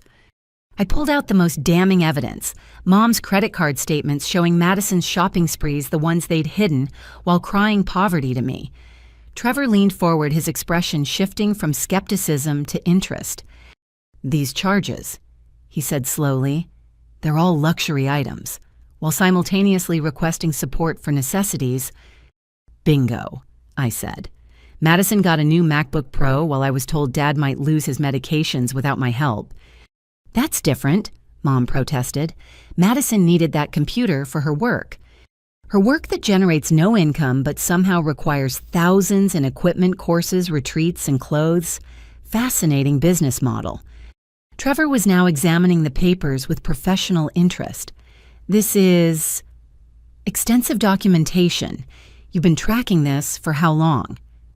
I started keeping detailed records 2 years ago when I realized something was off. Before that, it's reconstructed from bank statements. Why does that matter? Madison snapped at her boyfriend. She gave the money willingly. It matters, Trevor said quietly, because this could be considered financial exploitation, taking advantage of someone's sense of duty while hiding assets and spending. He looked at me with something like respect. You could have a legal case here. The room went silent except for the grandfather clock ticking in the corner, another item I'd helped save from repossession. Legal case. Mom's voice cracked. June, you wouldn't. We're family. Family, I repeated. Let's talk about family. Family is supposed to be reciprocal, mutual support, not one person bleeding out while others count the drops. We gave you life, Dad roared, finally finding his voice. We raised you, educated you. I paid for my own education with loans I'm still paying off. Loans I could have cleared by now if I hadn't been funding your lifestyle. Our lifestyle. We live modestly. I gestured around the room. $600,000 house, 2 car payments, country club membership, Madison's entire existence. That's not modest, Dad. That's comfortable. And it's been subsidized by your daughter who lives in a 1-bedroom apartment and drives a car with 200,000 miles on it. You chose to help, Mom said weakly. We never forced you. No, you just made me responsible for your well-being from the moment I got my first paycheck. Do you remember what you said, just a few months while we get back on our feet? That was 8 years ago. Madison finally put down her phone. Okay, so you helped out, so what? That doesn't mean you get to destroy our lives now? I'm not destroying anything. I'm stepping back. If your lives collapse without my money, what does that say about the lives you've built? It says you're selfish, she spat. It says you care more about numbers on paper than your own family. These numbers on paper represent my labor, my exhaustion, my sacrifice. Every dollar here is an hour I worked a shift. I took an opportunity I passed up because family needed it more. Trevor cleared his throat. Can I ask a question? What was the plan here, long term? Everyone looked at him. He continued, you're leaving everything to Madison in the will, but you're dependent on June for daily expenses. What happens when you're gone? How does Madison maintain a house she can't afford? I'll be successful by then, Madison said defensively. When you're 25, you've been building this influencer career for 4 years with no monetization. At what point do you accept it's a hobby, not a job? Madison's mouth opened and closed like a fish. I'd never seen her speechless before. That's not... Trevor, you're supposed to be on my side. I am on your side, which is why I'm asking questions you should have asked yourself years ago. He turned to my parents, and you two enabled this. You've created a situation where one daughter is the bank and the other is the perpetual child. What did you think would happen? Dad's face was purple now. What happens is June does her duty to this family. My duty. I stood gathering my papers. My duty was to launch my own life, to build my career, save for my future, maybe have relationships that weren't squeezed into the margins of your needs. Instead, I've been an ATM with a pulse, and you had the audacity to write in your will that I've already received enough. You have received enough, Mom cried. Love, support, a good upbringing. Madison received the same upbringing. Why doesn't she have to pay for it? Because she needs. What protection? Coddling. An eternal childhood funded by her sister. I shook my head. I'm done being your solution. Madison, the house is yours. Figure out how to pay for it. I can't. She actually stamped her foot like the child she'd never stopped being. You know I can't. Then sell it, get a job, marry rich. I don't care. It's not my problem anymore. June, please. Mom stood reaching for me again. The mortgage company is already calling. We could lose everything. You could lose Madison's inheritance. There's a difference. Where will we live? In the house, if Madison figures out adulting. In an apartment, if she doesn't. Millions of people downsize in retirement. You're not special. This is because of the will, Dad said suddenly. You're punishing us because we tried to provide for Madison. No, Dad. This is because I finally understand my place in this family. I'm not a daughter. I'm a resource. And resources can be depleted. I headed for the door, my folder of evidence tucked under my arm. Behind me, chaos erupted. Mom crying, Dad yelling, Madison shrieking about unfairness. But it was Trevor's voice that followed me. June, wait. I paused at the door. He jogged over, pulling out a business card.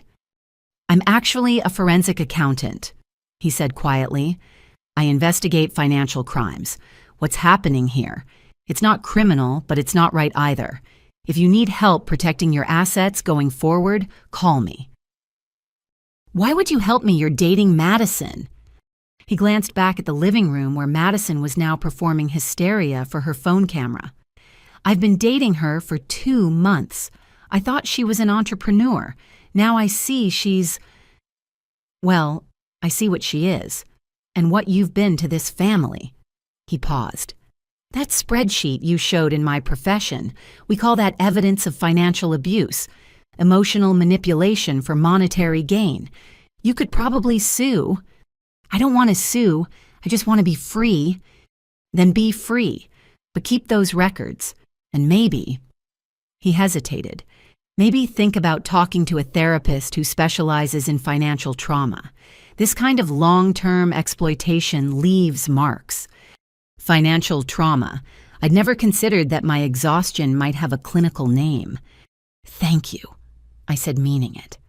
And good luck with... I gestured toward the living room where Madison's voice had reached supersonic frequencies. Yeah, I think that's over. I don't date people who treat their siblings like ATMs. He smiled ruefully. Besides, apparently she's about to be homeless, not really the successful entrepreneur she portrayed.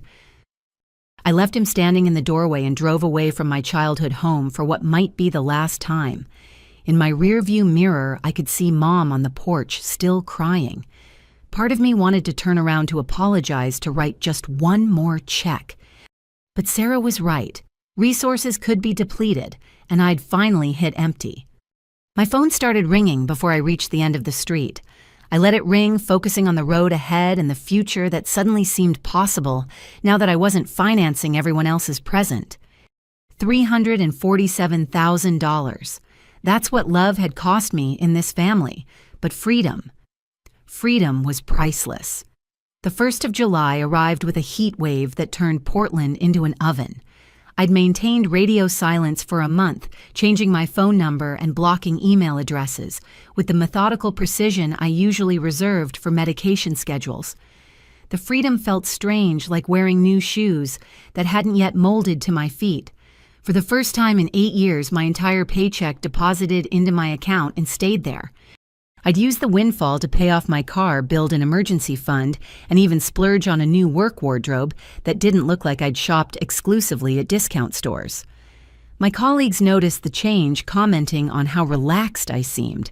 If only they knew the price of that relaxation-complete estrangement from the family that had bled me dry.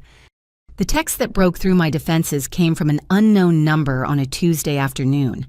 I almost deleted it unread, but the preview caught my eye. Mom wanted me to tell you the house is in foreclosure. Aunt Linda, Mom's sister who'd stood by while I funded everyone's lives, now suddenly concerned enough to track down my new number. I didn't respond, but the seed was planted. Foreclosure. They'd actually failed to pay the mortgage on the house I'd sustained for years. Part of me felt vindicated. Another part, the part trained from birth to be the responsible one, felt the familiar pull of guilt. That evening, curiosity got the better of me. I created a fake social media account and looked up Madison's profiles. What I found was a masterclass in delusion. Her Instagram featured a series of increasingly frantic posts. The carefully curated influencer aesthetic had devolved into chaos, blurry selfies with tear-smudged makeup, rants about family betrayal and surviving narcissistic abuse. The comments section was a battlefield between her few remaining supporters and people who'd apparently been following the drama since the beginning. Maybe get a job instead of begging, one commenter suggested. Madison's response: "You don't understand the trauma of having your support system ripped away. I'm literally homeless. Literally homeless while living in a $600,000 house. The math of melodrama." But it was her latest video that truly stunned me. She'd set up her ring light in what looked like the kitchen, her face puffy from crying, and launched into a 20-minute monologue about her situation. "So like the bank is literally taking our house." She began voice wavering between genuine distress and performance. "My parents are too old to work, and my sister, who makes like so much money as a nurse, just abandoned us. Like who does that? Who lets their family become homeless?" She went on to detail their financial situation with stunning shamelessness. The mortgage payment that I'd covered for years, the utilities also me, the insurance me again. But in her telling, these were simply bills that existed, not obligations I'd shouldered while she played at being an entrepreneur. "I've tried everything," she continued. "I even started a GoFundMe, but people are so mean. They keep asking why I don't have a job. Hello, I'm an influencer. That is my job." The GoFundMe had raised $212. I did the math. At that rate, she'd need approximately 11 months to raise one mortgage payment. The house would be sold at auction long before her followers ponied up any real money. I closed the app, but the image of Madison's tear-stained face lingered. Was I being cruel? Was this the line between boundary setting and revenge? My answer came the next day when Sarah forwarded me something with a simple note: "You need to see this." Madison had escalated. She'd created a TikTok that went viral in the worst possible way. In it, she gave a tour of the house my sister is stealing from my elderly parents, complete with sob story narration and strategic shots of family photos. But she'd made a crucial mistake. In her emotional state, she'd shown too much. The granite countertops I'd paid to install, the new appliances I'd bought when theirs broke, the renovation work I'd funded. And in the background of one shot clear as day sat her collection of designer handbags on a custom shelf. The comments were brutal. "Those are $3K plus bags each. Sell them and pay your mortgage." Elderly parents. They look 60 tops. Why can't they work? Wait, your sister paid for all those renovations and gets nothing in the will. This isn't the flex you think it is, sweetie. Someone had done the math on her visible belongings and estimated at least $40,000 in luxury goods. The tide of public opinion had turned against her so hard it created a riptide. That evening, Mom called from yet another unknown number. This time I answered. "June." Her voice sounded older, fragile, in a way that might have been genuine. "Sweetheart, it's Mom." "I know who it is." We need to talk. Really talk. Not about money," she added quickly. "Just, can you come by, please?" "No." The silence stretched between us, filled with years of dysfunction. "We're going to lose the house," she said finally. The notices are posted on the door. The neighbors are talking. Your father won't leave his chair. And Madison's making TikToks. You saw Mom's voice cracked. She means well, but she doesn't understand how it looks. It looks like what it is. A 25-year-old woman who's never worked a day in her life crying because her sister won't subsidize her lifestyle anymore. That's not, she's trying June. She applied for jobs. Really? Where? Another silence.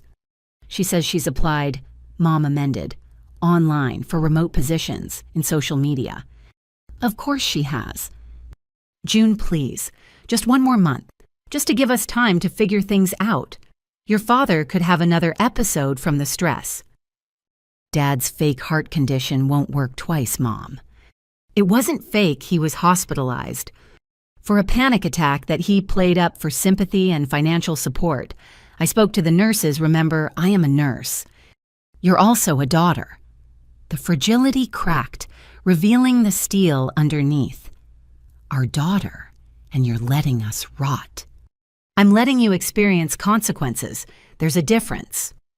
Consequences for what? For loving your sister, for trying to provide for both our children, for treating me like a bank account instead of a person, for taking $347,000 from me while planning to leave me nothing, for enabling Madison's delusions instead of teaching her to be an adult.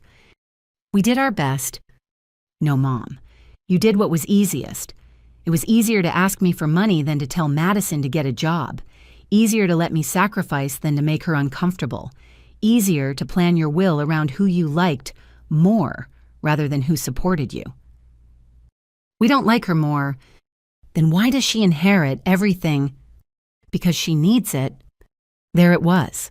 The truth laid bare. Need trumped contribution. Helplessness rewarded while responsibility was punished. Then let her need motivate her to figure it out, I said. The house is hers after all, or will be if she can save it. You're really going to let us be homeless. I'm really going to let you figure out your own housing situation like millions of other adults do every day. That's not cruelty, Mom. That's normal. This isn't over, she said, the last attempt at threat. When you need us, I won't. I hung up before she could respond. The certainty in my voice surprised even me, but it was true. I'd learned to need them the way a swimmer learns to need an anchor, only when you want to drown. My phone immediately lit up with texts from Madison. I'd forgotten she probably had my new number, too. The messages came in rapid fire. How dare you hang up on Mom? She's crying because of you. I hope you're happy in your fancy apartment while we're homeless. You'll regret this when they're gone. I'm documenting everything for my followers. They'll see what kind of person you really are. BTW Trevor dumped me because of you. He said our family is toxic. I hope you're happy. That last one almost made me smile. Trevor, the unexpected voice of reason in the chaos. I wondered if he'd seen the viral TikTok and recognized the designer bags he'd probably helped pay for. Over the next week, the situation escalated exactly as predicted. Madison's social media became a slow-motion disaster, each post more desperate than the last. She tried selling her designer goods but balked at the offered prices, insisting they were worth more. She started a Patreon that gained 3 subscribers. She even attempted a car wash fundraiser that raised $43 and ended with her crying on Instagram Live about the indignity of manual labor. The foreclosure notices progressed from warnings to final notices. Dad finally emerged from his chair long enough to call me at work, somehow getting through the hospital switchboard. You've made your point, he said without preamble. We get it. You're angry about the will. Fine, we'll change it. Equal distribution. Just help us save the house. I don't want your money, Dad. I never did. Then what do you want? The question hung there fundamental and years too late. I wanted to be seen as more than a resource. I wanted love that didn't come with a price tag. I wanted parents who valued what I contributed instead of just expecting more. We do value. No, you valued my utility. There's a difference. So that's it. 8 years of help and then nothing. 8 years of exploitation and then freedom. Perspective matters, Dad. He hung up on me the first time in my life he'd ever done so. It felt like a period at the end of a very long sentence. The final act came 2 weeks later. Sarah called me at work, her voice careful. "June, there's something online you should see before someone else tells you." Madison had gone nuclear. In a last-ditch effort to save the house, she'd started a documentary on YouTube called "When Family Abandons You, a Survival Story." The first episode was 45 minutes of carefully edited manipulation, painting me as a wealthy, heartless sister who'd abandoned her struggling family out of greed. But the internet, as always, had its own ideas. Within hours, someone had done a deep dive into our family's public records. They'd found the will filing the property values, Madison's spending habits, even some of my old social media posts from years ago mentioning working double shifts to help family. The truth laid out in devastating detail turned Madison's narrative on its head. The video's comment section became a massacre. "So, your sister paid your bills for a decade and you left her nothing, and she's the villain." This girl really thought we'd side with her lounging by the pool while her sister worked 2 jobs. "Someone call Netflix, this scammer needs a documentary made about her, not by her." Imagine being 25 and never having a job but thinking you deserve a free house. The video was pulled within 24 hours, but the damage was done. Madison had accidentally created her own public humiliation, archived forever in the depths of internet history. The house went to auction on the last Tuesday of July. I knew because Aunt Linda sent one final text. "Hope you're happy. They're loading the moving truck now." Was I happy? No. But I was free. And for the first time in my adult life, that was enough. I donated $2,000 to a local charity that helped families facing foreclosure, families who hadn't spent decades exploiting their children. It felt like closing a circle, helping strangers who deserved it more than the family who demanded it. That night, I slept deeply in my small apartment, no longer waiting for the phone to ring with the next crisis I'd be expected to solve. Somewhere across the city, my parents were learning what life looked like without a safety net shaped like their eldest daughter. And Madison. She was about to discover that influence without income was just another word for unemployment. August crashed into Portland with record-breaking temperatures and the spectacular public collapse of Madison Matthews, would-be influencer. I watched it unfold from the safety of my new life, like rubbernecking at a highway accident you saw coming miles away. The documentary disaster had been pulled from YouTube, but the internet never forgets. Screenshots circulated on Reddit, Twitter, and TikTok, each platform adding its own layer of mockery. Someone had created a meme format from Madison's tearful face with captions like, "When you have to get a job at 25 and POV your sister won't pay your bills anymore." It went viral in ways her actual content never had. I learned about most of it through Sarah, who'd appointed herself my shield against direct contact while keeping me informed of the major developments. She showed up at my apartment on a Saturday morning with coffee and her laptop, her expression mixing amusement and concern. "You need to see this," she said, settling on my couch. Madison's latest attempt at damage control? The GoFundMe page had been updated.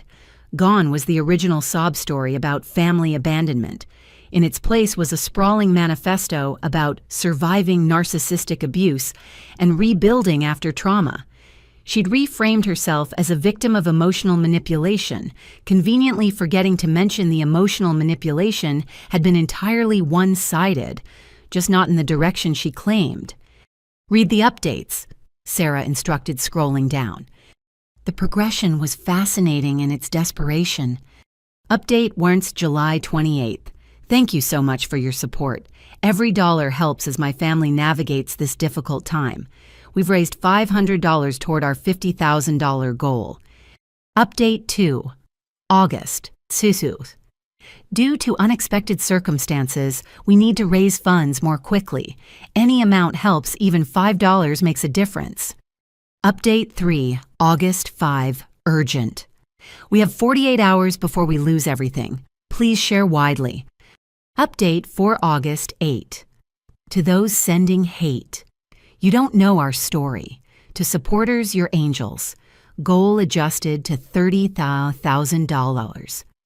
Update 5 August 12th. New goal $10,000, just enough to secure an apartment and basic necessities. The final total raised $847, her follower count in dollar form. But here's the best part, Sarah said, clicking to another tab. Someone found her LinkedIn. I nearly choked on my coffee.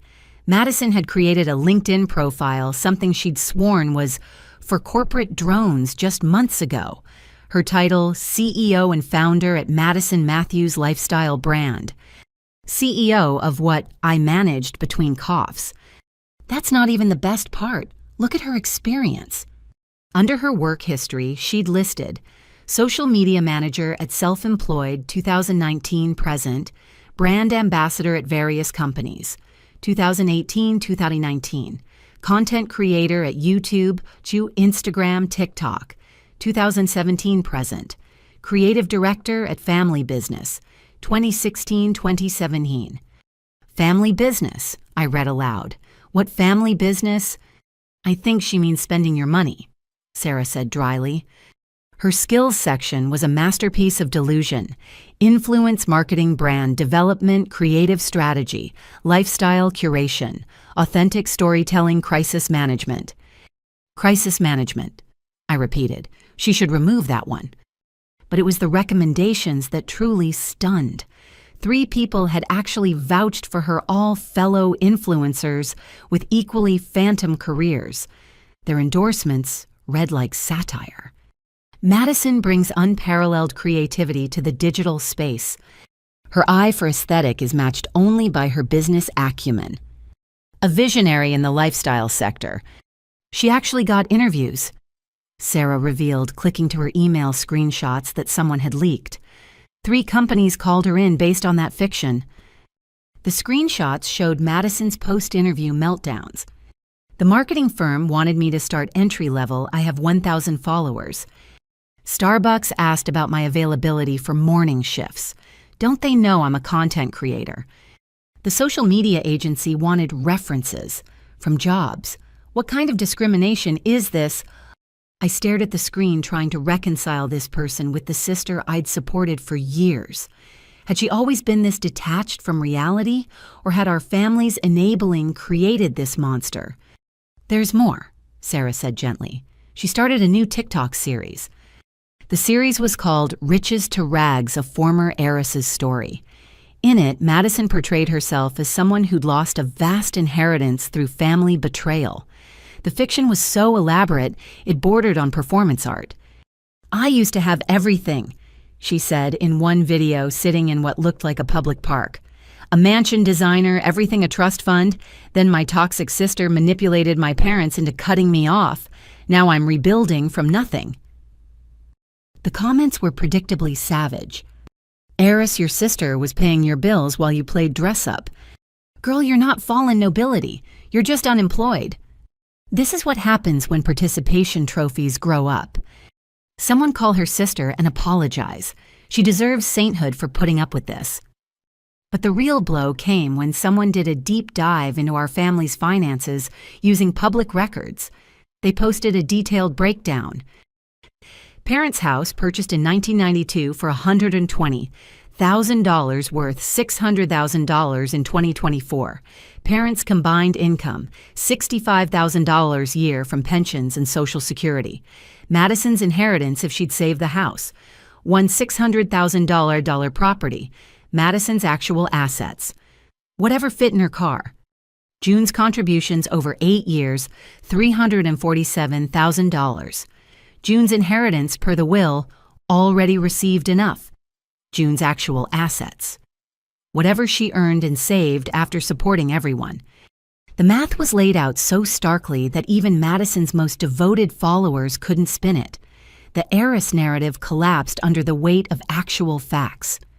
But wait, Sarah said, barely suppressing laughter. It gets better or worse depending on your perspective. She pulled up a local news article, Portland family loses home after daughter's viral meltdown backfires. The reporter had done actual journalism, interviewing neighbors, reviewing property records, even getting a statement from the bank. The story that emerged wasn't about a heartless daughter abandoning elderly parents, but about a family that had lived beyond their means on one child sacrifice, while grooming another for perpetual dependence. Our former neighbor, Mrs. Chen, was quoted, "June was always working, always exhausted. She'd come by to check on her parents between shifts. Meanwhile, Madison would sunbathe by the pool talking about her career. We all wondered when that girl would get a job." The bank representative was diplomatically brutal. The mortgage hadn't been paid in 3 months. The previous 8 years of payments came from an account not belonging to the homeowners. When that support ended, no alternative payment arrangement was attempted until foreclosure proceedings were well underway. Madison had responded to the article with a 3-part TikTok series that only dug her hole deeper. She accused the reporter of bias, the neighbors of jealousy, and the bank of predatory practices. When someone pointed out that paying your mortgage wasn't predatory but mandatory, she blocked them and turned off comments. "She's spiraling," I observed, feeling an unexpected pang of, not sympathy exactly, but something adjacent to it. "She's experiencing reality for the first time," Sarah corrected. "It's like watching a hothouse flower meet winter." My phone buzzed with a text from an unknown number. Against my better judgment, I looked. "This is Trevor. I know you probably don't want to hear from me, but I thought you should know Madison is staying with a friend and applying for actual jobs now. The internet humiliation might have done what your family never could, forced her to grow up. Take care." I didn't respond, but I saved the number. Trevor, the unexpected ally in the chaos, letting me know the storm was passing. Later that evening, alone in my apartment that felt more like home every day, I allowed myself to check Madison's Instagram one last time. Her follower count had exploded to over 50,000. But they weren't fans. They were spectators at a circus waiting for the next act in her public breakdown. Her latest post was different. Gone were the ring lights and filters. She sat in someone else's kitchen, no makeup, looking exhausted. The caption was shorter than her usual novels. "Starting over, applied to 10 jobs today. Wish me luck." The comments were kinder than usual. "Growth looks good on you. Everyone starts somewhere. You got this. Maybe your sister did you a favor after all." That last comment had hundreds of likes. I closed the app and deleted it from my phone. Whatever Madison's journey looked like from here, I didn't need to watch it unfold. I'd played my part. First as enabler, then as enforcer of consequences. Now it was time to be nothing at all to them. Sarah texted later, "How are you feeling about all this?" I thought about it sitting in my small apartment that I paid for with money I earned wearing clothes I bought without guilt, planning a future that didn't include anyone else's crisis. "Free," I texted back. "I feel free."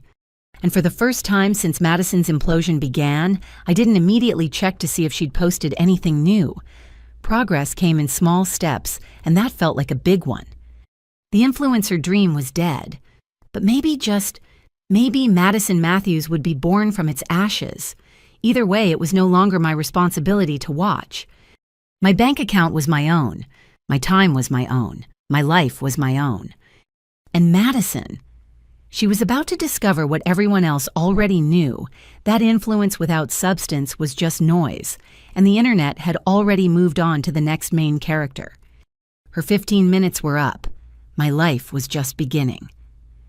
September arrived with an unexpected chill and a certified letter that would change everything. I'd just finished a particularly rewarding shift. We'd successfully treated a premature twin who'd been fighting respiratory issues. When I found the official-looking envelope wedged in my mailbox, the return address made my blood run cold. Internal Revenue Service. My hands trembled as I opened it in my apartment lobby, unable to wait until I reached my unit. The letter was dense with legal language, but the core message was clear: I was being audited. Specifically, the IRS was investigating substantial cash gifts made to my parents over the past 5 years that had been flagged as potentially unreported income. I sank onto the lobby bench, my mind racing. I'd kept meticulous records of every payment, but I'd never considered the tax implications for my parents. Had they been reporting my support as gifts, as income, at all? The answer came 3 days later when my new attorney, Patricia Wong, recommended by Sarah's firm, reviewed the documentation. Your parents never reported any of it. She said, her expression professionally neutral, but her tone conveying disapproval. $347,000 in cash transfers over 8 years, and they didn't report a penny. The IRS wants to know why. I didn't know they had to report it, I said weakly.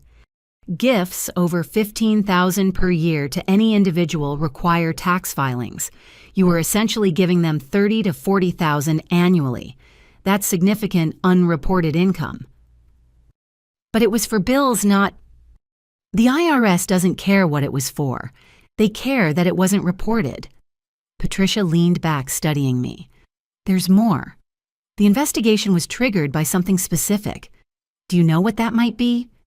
I thought back over the past months of family drama, and then it hit me. Madison's GoFundMe. She claimed they were destitute, but the IRS could see large deposits in their accounts. Bingo. Your sister's very public begging campaign triggered a review that revealed years of unreported income. But here's where it gets interesting. They also found some questionable deductions. She pulled out another document. Your parents claimed Madison as a dependent running a home business. They wrote off part of the mortgage, utilities, even groceries as business expenses for her influencer career. Meanwhile, they were receiving unreported cash from you to pay those same bills. Is that fraud? It's definitely fraudulent. The question is whether it's criminal fraud or civil fraud. That depends on intent and the total amount involved.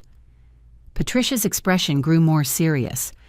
June, I need to ask you something directly. Did you know your parents were claiming these deductions while you paid their bills? No, God, no. I had no idea about any of this. Good, because you could be implicated if you knew. As it stands, you're a witness, not a suspect. But your parents and Madison are in serious trouble. The next few weeks unfolded like a legal thriller I never wanted to star in. Patricia helped me organize every piece of documentation while the IRS investigation expanded. What started as an audit of my parents had spiraled into a full examination of Madison's business claims. Then came the knock on my door on a Thursday evening. I opened it to find Trevor standing in my hallway looking haggard. "We need to talk," he said without preamble. "Madison's been arrested." I let him in, too stunned to object. He collapsed on my couch, running his hands through his hair. "It's bad, June. Really bad. The IRS investigation led to something else. Madison's been selling courses." Courses.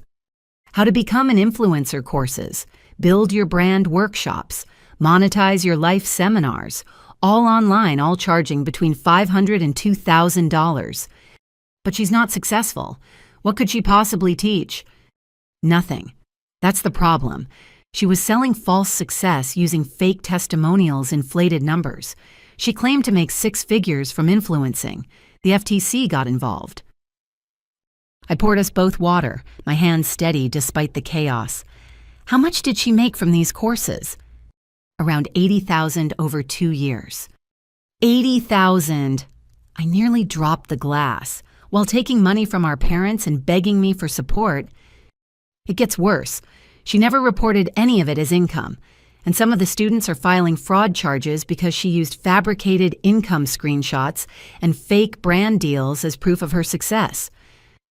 Where was she hiding $80,000? Trevor laughed bitterly. Spending it as fast as it came in. Designer goods trips that BMW lease. She thought if she looked successful, she'd become successful. Instead, she just became a criminal. My phone rang, Patricia's name on the screen. "June, I just got word. The IRS is filing criminal charges against your parents and sister. Tax evasion fraud, false claims. They want you to testify."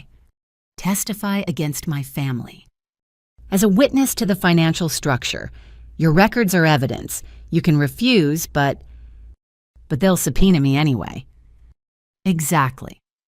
I hung up and looked at Trevor, who'd clearly heard enough to understand. "I'm testifying too," he said quietly. "I found a lot of this during our relationship. I tried to warn her, but she said I didn't understand how influencer culture worked. Did you report her?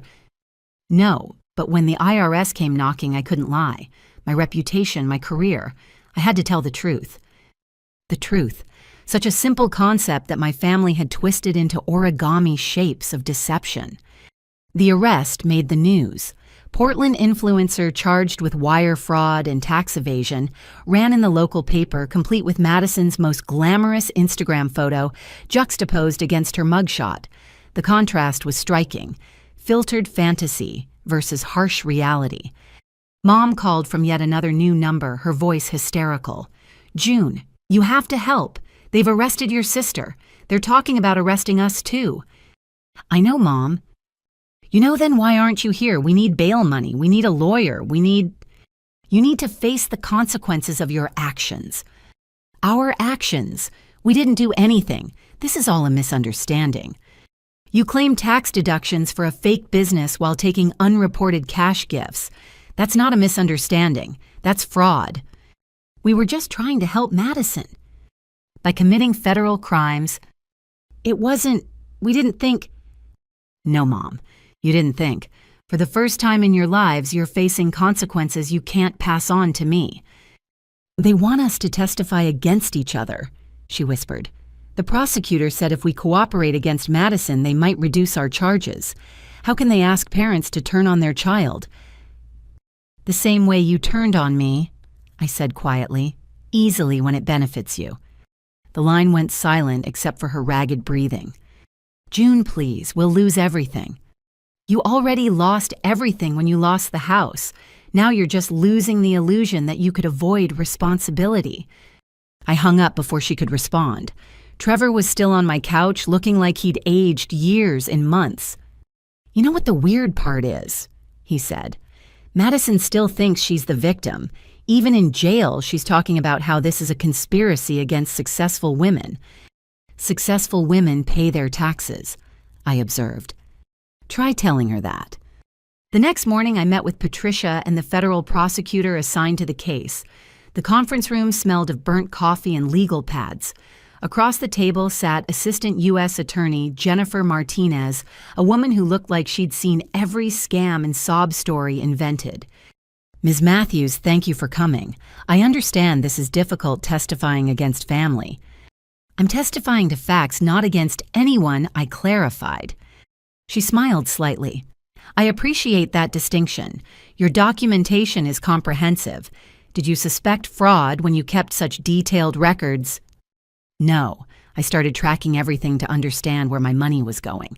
I never imagined it was funding tax fraud." "Your sister earned approximately $80,000 selling fraudulent courses while simultaneously claiming poverty online and taking money from your parents who were taking money from you. Were you aware of her course business?" "Not until this week."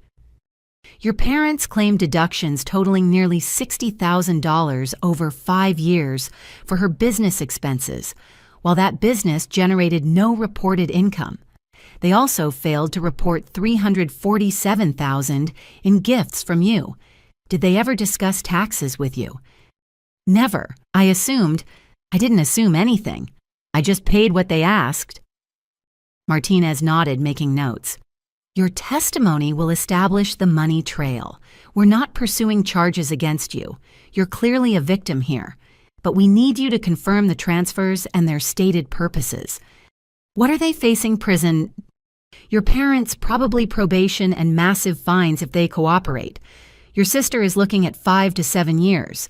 Wire fraud is serious, especially crossing state lines with online courses." 5 to 7 years. Madison, who'd never worked a day, facing years in federal prison? "There's one more thing," Martinez added. "We've frozen their assets, but there aren't many. Your sister had $3,000 in various accounts. Your parents had $800. The designer goods are being seized, but won't cover a fraction of what's owed. They'll be in debt to the government for the rest of their lives." The numbers were pathetic. All that money flowing through their hands, and they'd saved nothing. As I left the federal building, my phone buzzed with a news alert. Someone had leaked Madison's arrest video. She was screaming about discrimination, demanding to speak to her followers, insisting this was all a mistake. The officers looked tired as they guided her into the squad car. Her designer outfit wrinkled her influence, evaporating with each frame. The comments were merciless but oddly supportive of me. Her sister paid $300,000 to support them, and they committed tax fraud. Jail isn't enough. June Matthews deserves a medal for not burning that house down herself. This is what happens when you enable adult children.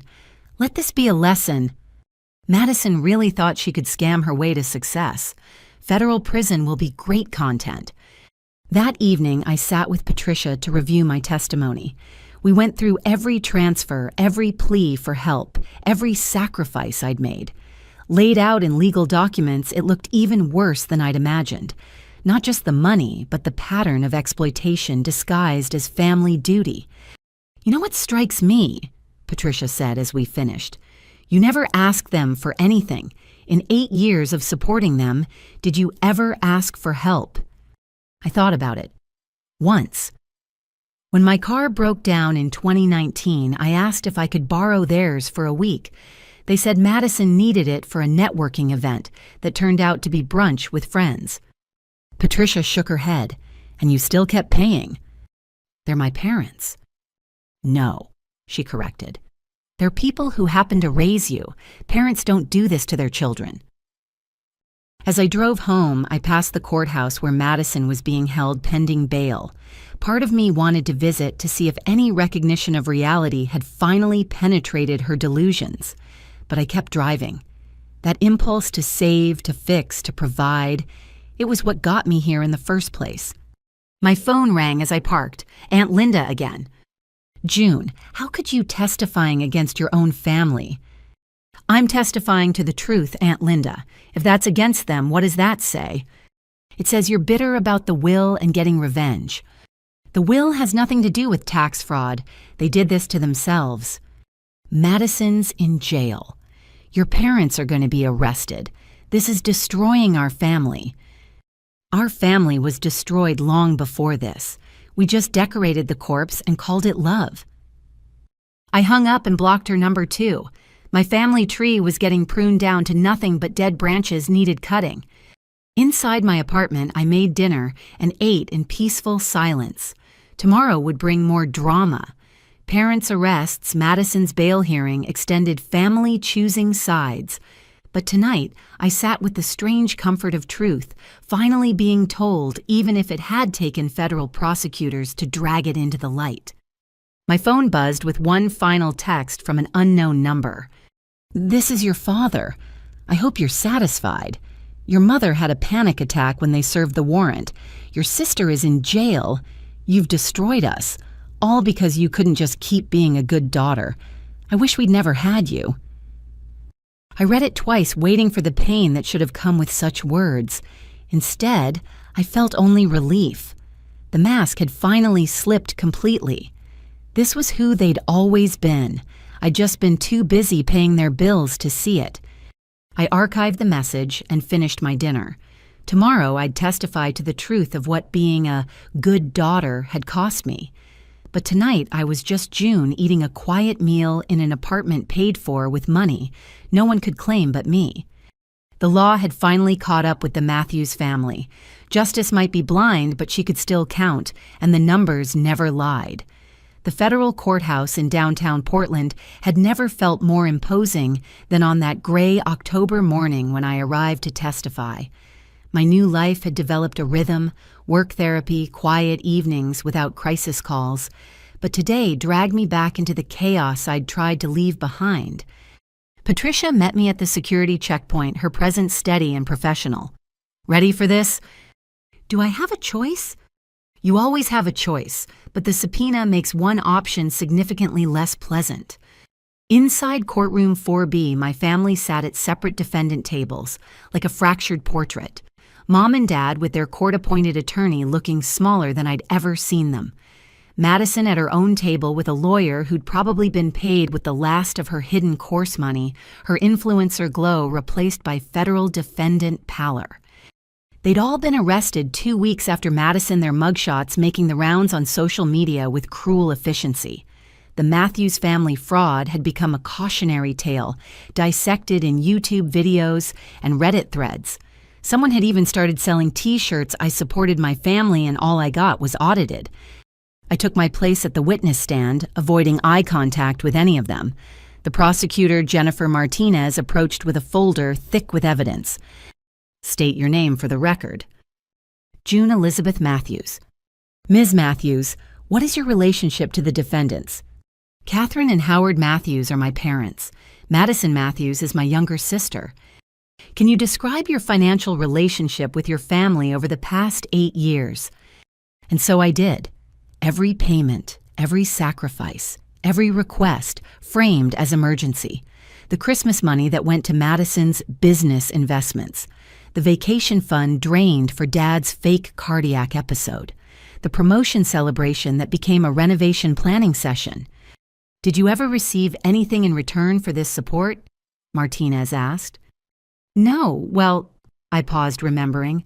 "They gave me a photo album for my birthday. It was filled with pictures of me helping them." Someone in the gallery actually gasped. "Did your parents ever discuss how they reported this financial support to the IRS?" "Never," I assumed. I didn't think about it. I was just trying to help. "Let me direct your attention to Exhibit 47. The screen showed a tax return.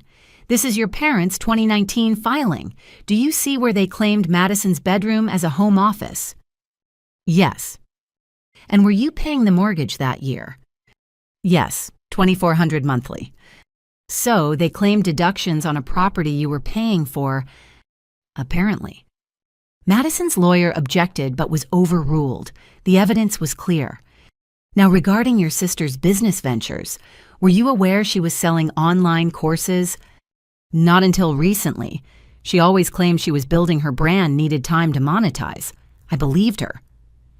Martinez pulled up screenshots of Madison's course website. The landing page promised to teach students how to make 6 figures as an influencer, with testimonials from people who didn't exist and income screenshots that had been doctored. "Did your sister ever make 6 figures as an influencer?" According to bank records, she made less than $3,000 from legitimate sponsorships over 4 years. Yet she was selling courses claiming expertise she didn't have. "Yes." "And living a lifestyle funded by..." "My parents, who were funded by me." The cross-examination from my parents' attorney was brutal but ineffective. He tried to paint me as bitter about the will, vengeful about being excluded. But the numbers spoke louder than any motivation he could assign. "Isn't it true you're angry about inheriting nothing?" "I inherited nothing after giving everything. The anger seems justified." "So this is revenge." "This is truth. If truth feels like revenge to them, what does that say?" Madison's attorney took a different approach, trying to establish that I'd enabled the fraud by continuing to pay despite knowing about their lifestyle. "You saw your sister's designer goods, her trips, her BMW. Why did you keep giving money?" "Because my parents said they needed it for necessities. I trusted them." "For 8 years?" "Yes, that's what family does, or what I thought family did." "And when did you stop trusting them?" "I thought about it. When I read the will stating I'd already received enough, that's when I realized I wasn't family to them. I was a resource. During a break, I made the mistake of going to the bathroom at the same time as Madison. She cornered me by the sinks, her eyes wild. "How could you do this to us? To me, I'm facing prison, June, real prison." "You committed real fraud, Madison." "It was just marketing. Everyone exaggerates online. Exaggeration isn't using Photoshop to fake income. It isn't selling courses based on success you never achieved. That's fraud. I was building something. You never understood my vision. Your vision required my money in federal crimes. Maybe the problem isn't my understanding." She grabbed my arm as I tried to leave. "They're saying 5 years minimum, 5 years. Do you know what that'll do to my follower count?" I stared at her, genuinely amazed. "You're facing federal prison and you're worried about followers." "It's my career." "Your career is why you're here." The bathroom door opened and a marshal looked in. "Everything okay here?" "Fine," I said, pulling free, just explaining reality to someone who's never met it. The afternoon brought more evidence. Spreadsheets showing the money flow, Madison's course materials which were largely plagiarized from actual successful influencers, parents' tax returns claiming business losses for a business that existed only in Madison's imagination. But the most damaging testimony came from someone unexpected, Trevor. He took the stand in an impeccable suit, every inch the forensic accountant. His testimony was clinical devastating. He documented everything during their relationship, initially thinking he was helping her legitimize her business. "I discovered she was selling courses while receiving family support and government benefits she wasn't entitled to," he stated. "When I confronted her, she said everyone did it, that taxes were for people who couldn't game the system." "Did you report this?" "No, I ended the relationship and maintained documentation. When the IRS contacted me, I cooperated fully." "What did your analysis of the defendant's finances reveal?" Trevor pulled out his own folders. "A circular fraud scheme. June paid the parents funded Madison while claiming tax deductions for her fake business. Madison sold fraudulent courses and hid the income, then claimed poverty online to solicit more funds. It's textbook financial fraud with family dysfunction as the delivery system." His eyes met mine briefly. An apology, maybe, or just acknowledgement of the insanity we'd both witnessed. The prosecutor introduced one final piece of evidence, a recorded phone call between Madison and a student who'd bought her course. The student was demanding a refund, saying the strategies didn't work. Madison's recorded voice filled the courtroom. "Success isn't guaranteed. If you're not making money, you're not working hard enough. I can't help people who won't help themselves." The irony was so thick you could package it and sell it as a course. When testimony concluded, Judge Harrison looked tired. "I've presided over many fraud cases, but rarely one where the victims and perpetrators were so intertwined. Ms. June Matthews, you have the court's sympathy. To discover your generosity was funding criminal enterprise must be devastating." I nodded, not trusting my voice. "As for the defendants, we'll recess for today. Closing arguments tomorrow, then I'll consider sentencing recommendations." As marshals prepared to escort them out, Mom caught my eye. For a moment, her mask slipped, and I saw something raw. Not remorse exactly, but recognition. The game was over. The bills had come due, and this time I couldn't pay them. Madison was less subtle. "I'll never forgive you," she screamed as they led her away. "When I get out, I'll ruin you. My followers will destroy you." All 800 of them, I thought, but didn't say. Outside the courthouse, reporters waited. Patricia guided me past them, but one question penetrated. "June, do you regret helping your family?" I stopped considering. I regret that my help enabled their crimes. I regret that love became transaction. But mostly I regret that it took federal prosecution for them to face consequences. "Would you do it again?" "No, and that's the most honest thing any of us have said in years." That night I sat with Sarah as the news coverage played. The anchors seemed stunned by the circular nature of the fraud, the family dysfunction that had metastasized into federal crime. Madison Matthews claimed to teach success while hiding income and begging for money, the reporter summarized. Her parents claimed tax deductions for her fake business, while their other daughter unknowingly funded the entire scheme. It's a cautionary tale of enabling meeting entitlement in the digital age. "You okay?" Sarah asked, muting the TV. "I testified against my entire family today. I'm not sure okay applies." "You testified to the truth. They committed crimes against themselves." My phone buzzed. Another unknown number, but I recognized the area code. The Federal Detention Center. "You have a collect call from Madison Matthews. Will you accept?" I declined and blocked the number. There was nothing left to say. The next morning brought closing arguments and Judge Harrison's verdict. Guilty on all counts. The sentencing would come later, but the maximums were clear. Mom and Dad faced up to 3 years each and hundreds of thousands in fines and back taxes. Madison faced up to 7 years for wire fraud, tax evasion, and false claims. As they led my family away in handcuffs, Madison turned one last time. No screaming now, just a look of pure disbelief. Even then, even convicted and facing prison, she couldn't understand how her influencer empire built on lies and my money had collapsed. I left the courthouse for the last time, Patricia beside me. "What now?" she asked. "Now I live my life, the one I should have been living all along." "Any regrets?" I thought about it as Portland's afternoon sun broke through the clouds. Just one. I wish I'd kept that first $2,400 for myself. Could have started this journey 8 years and $347,000 ago. But then Madison might never have been caught. True, maybe some expensive lessons are worth the price. As I drove home, my phone stayed silent. No family crises, no emergency requests, no guilt trips disguised as love. Just quiet possibility and a bank account that would never again be confused with a family fund. The Matthews family fraud had unraveled completely, each thread pulled, until only truth remained. And the truth, as it turned out, was exactly what I'd paid. Hundreds of thousands to learn that real family doesn't come with a price tag, and love that does isn't love at all. Madison would have years in federal prison to contemplate that lesson. I had the rest of my life to live it. The call came on a Tuesday afternoon in late November, just as autumn was surrendering to winter. I'd been reviewing patient charts when my phone lit up with a number I didn't recognize but somehow felt I should. The voice on the other end made my heart skip. "June, this is Harold Brennan from Brennan & Associates. I'm calling about your grandmother, Rose Matthews." Grandma Rose.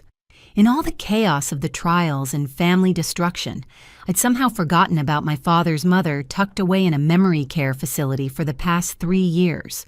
Or so we'd been told. Did something happen? Quite the opposite. "Your grandmother has requested a meeting with you, urgently. Can you come to my office this afternoon?" The same law office where the will reading had shattered my world now held another surprise. But this time, I wasn't walking in blind and trusting. Patricia accompanied me, her presence a reminder that I had advocates, now people who protected my interests. Harold Brennan's conference room felt different this time. Sunlight streamed through windows I hadn't noticed before, and sitting at the table was someone I hadn't seen in 3 years, Grandma Rose, looking nothing like the dementia-addled woman my parents had described. "June." She stood steady and strong and embraced me with surprising vigor. "My dear girl, I've been waiting for this day." I pulled back, studying her. At 82, she should have been deep in memory care confusion. Instead, her blue eyes sparkled with sharp intelligence and something else, mischief. "Grandma, I don't understand. Mom and Dad said you had dementia, that you needed constant care." "Sit down, sweetheart." Harold poured June some tea. "She's going to need it." Over the next hour, my grandmother unraveled a deception that made Madison's fraud look amateur. 3 years ago, when early memory lapses had prompted medical evaluation, she'd received a diagnosis of mild cognitive impairment, not dementia. Concerned but functional, she'd started planning for her future care. "Your parents saw an opportunity," she said, her voice steady with controlled anger. "They convinced me to sign power of attorney to Madison, said she had more time to manage my affairs while you were so busy with work." Madison. They gave Madison control over your finances. "Temporarily," they said, "just until we figured out the best care situation." Rose's laugh was bitter. Within 6 months, they'd moved me to Sunset Gardens, a basic facility that accepted Medicaid. Told everyone I was too far gone to manage anything. "But you weren't—" "Oh, I had moments. Confusion, certainly. Good days and bad days. But dementia, no. And once I realized what was happening, I did what any smart old woman would do. I played along." Harold slid a folder across the table. "Your grandmother has been documenting everything for 2 years. with the help of a friend at the facility and a private investigator I hired on her behalf. The documentation was staggering. While I'd been funding my parents' lifestyle, they'd been systematically draining Grandma Rose's accounts. Her house sold for $400,000 with proceeds invested in Madison's influencer career. Her retirement accounts liquidated for care expenses while she lived in a Medicaid facility. Her jewelry family heirlooms were thousands, appearing in Madison's Instagram posts. They stole everything, I breathed, flipping through pages of evidence. Not everything. Rose smiled, and it was sharp as winter. They stole what they could find. But your grandfather was a clever man, and he taught me well. We had accounts they never knew about, investments and trusts they couldn't touch. I've been living on Medicaid not because I'm poor, but because I wanted them to think they'd won. Why didn't you contact me? Her face softened. You were drowning trying to save them, sweetheart. What could I add to your burden? Besides, I needed to gather evidence. Needed them to feel safe in their theft. The investigator followed the money, Harold explained. Madison took over $500,000 from your grandmother's known accounts over 3 years. She used it for luxury goods trips, failed business ventures, even that online course platform. $500,000 on top of what she took from me. Your family, Rose said dryly, has expensive taste in daughters, specifically one daughter. The investigator's report included surveillance photos that turned my stomach. Madison at luxury boutiques, signing receipts with Grandma's credit cards. My parents at the bank withdrawing cash from her accounts. Even photos of them at Sunset Gardens visiting just long enough to maintain the charade while rushing Madison to her next shopping spree. But here's the beautiful part. Rose continued, her eyes glinting. They were so greedy, so confident in my supposed dementia, they got sloppy. Madison filed paperwork claiming to be my sole caregiver, collecting government benefits for that care, while I was in a facility, while she lived at home spending my money. That's fraud, Patricia said, speaking for the first time. Federal fraud if she crossed state lines or used mail services. Oh, she did both. Online shopping trips to California tax filings. My investigator has it all. I stared at my grandmother with new respect. You've been playing the long game. Sweetheart, when you're my age, all games are long games. She reached across the table, taking my hand. I watched what they did to you, how they bled you dry while planning to leave you nothing, how Madison preened and posted while you worked yourself to exhaustion. I couldn't save you then, you had to save yourself. But I could make sure justice found them. Harold cleared his throat. There's more. Your grandmother has been working with federal prosecutors. The evidence she's gathered doesn't just prove theft, it proves a pattern of elder abuse and fraud that adds significant time to their sentences. How much time? With the existing convictions and these new charges, your parents are looking at 10 years minimum. Madison could face 20. 20 years. Madison would be 45 when she got out her influencer dreams, as dated as her last free Instagram post. But that's not why I called you here, Rose said. Harold, show her the real documents. Another folder appeared. Inside, a will dated just 6 months ago, witnessed and notarized. I read it 3 times before the words sank in. You're leaving everything to me. $2 million in assets they never found, plus whatever we recover from their theft. The house in Bend your grandfather loved. The investment accounts they couldn't touch. All yours. Grandma, I can't. You can, and you will. You're the only real family I have left. The only one who loved without a price tag. Her voice grew fierce. They stole from both of us, June. But we're not victims. We're survivors. And survivors get to write the ending. The next morning, federal marshals arrested my family again. The charges were a symphony of legal consequences: elder abuse, financial exploitation, mail fraud, wire fraud, false claims for caregiver benefits. The investigation I'd triggered had been a creek. Rose's evidence was a tsunami. This time, I didn't go to the courthouse. Instead, I helped my grandmother move from Sunset Gardens to a beautiful assisted living community where she could live with dignity and real care. As we packed her few belongings, they'd sold or stolen most of her possessions, she pulled out a small recorder. "Want to hear something interesting?" She pressed play. Madison's voice filled the room, recorded during a visit 2 years ago. "Just keep pretending Grandma. The more confused you act, the better. We need June to keep thinking you're gone so she doesn't get suspicious about the money. Once we sell your house, we can put you somewhere nicer. Promise." "You recorded them?" "Every visit. My friend at the facility helped. Sweet girl studying law at night school. I'm paying for her last year of tuition as a thank you." "How long have you been planning this?" Rose smiled, looking more like the grandmother who'd taught me to play chess than the fading woman my parents had described. "Since the day I realized your sister was measuring my house for her influencer studio while you were working a double shift to pay their mortgage. That's when I knew. One granddaughter inherited the family heart, and it wasn't the one they were protecting." The trials moved quickly this time. The evidence was too overwhelming, the patterns too clear. Madison's lawyer tried arguing diminished capacity due to her influencer delusions. But the jury wasn't sympathetic to someone who'd stolen from an elderly grandmother while posting about manifesting abundance. The sentencing made national news. "Influencer sentenced to 22 years for elder abuse and fraud" became the headline that ended Madison's online presence forever. My parents each got 12 years, their golden years, now iron-barred.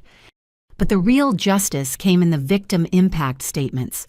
Rose, sharp as ever at 82, stood before the court in a St. John suit they'd never known she still owned. "My son and his wife convinced me I was losing my mind while they stole my life savings.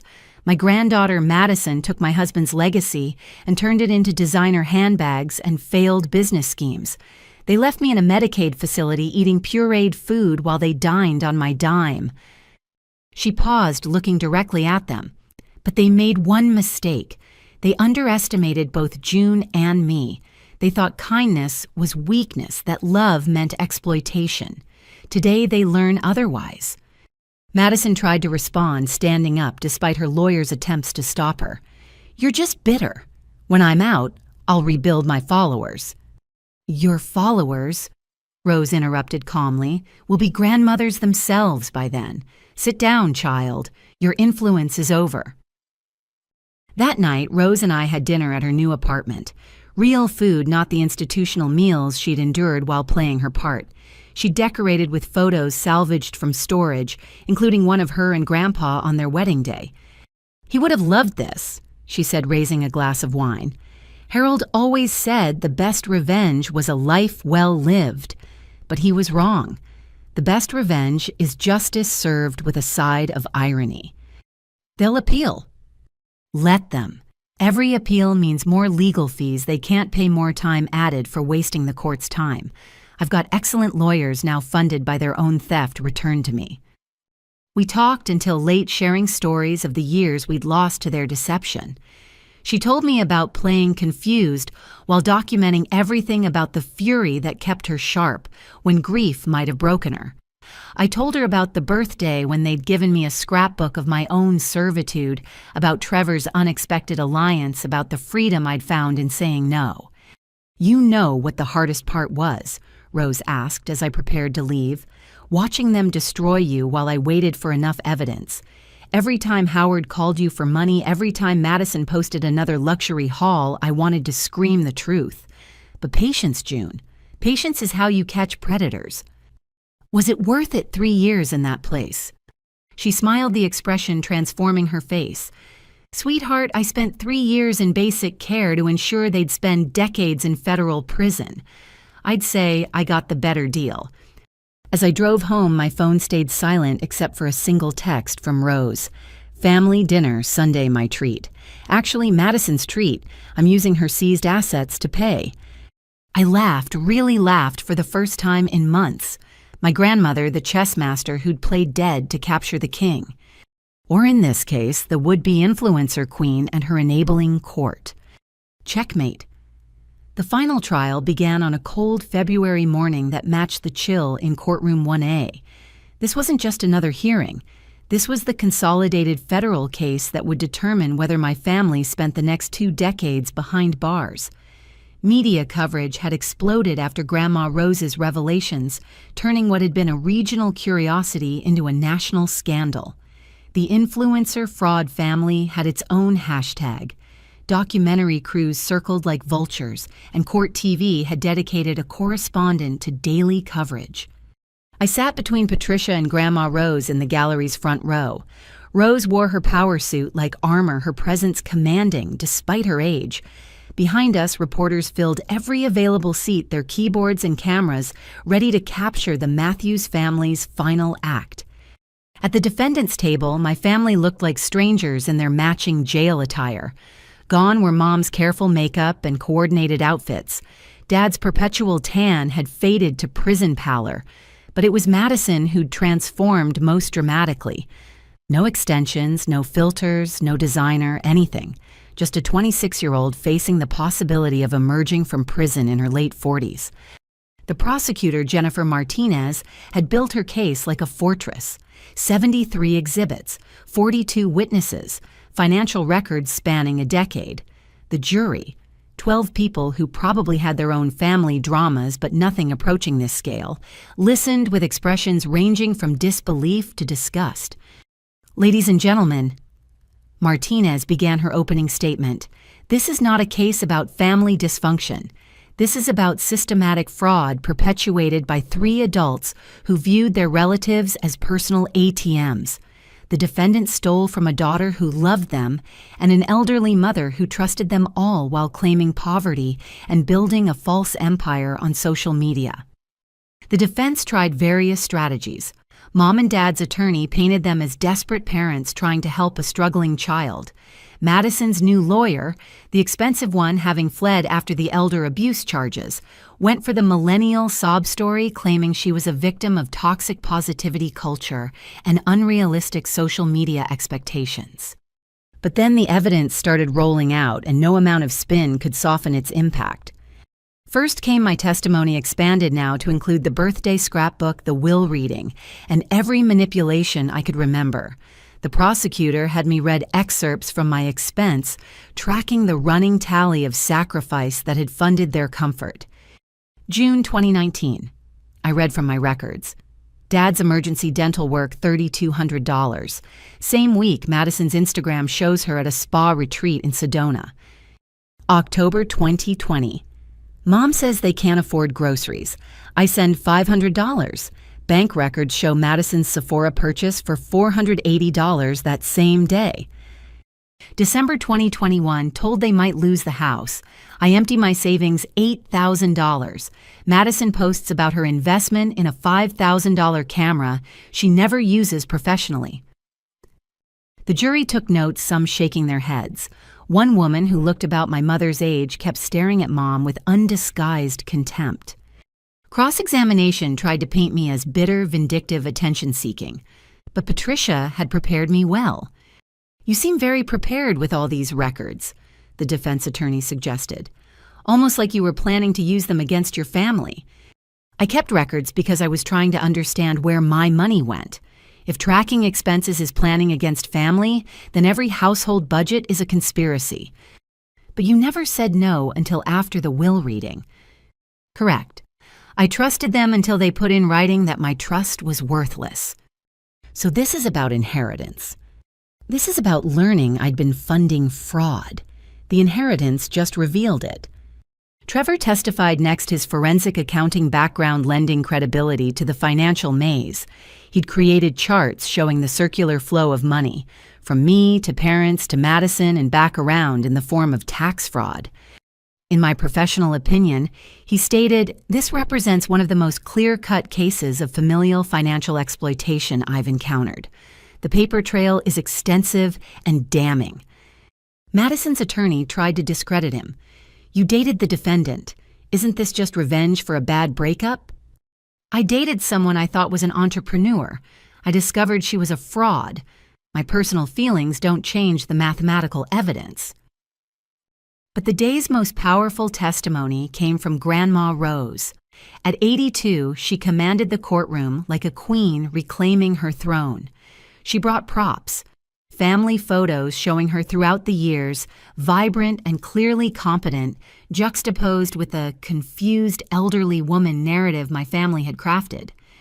They told everyone I had severe dementia, she said, voice clear and strong. Meanwhile, I was documenting their theft, recording their visits, building this case.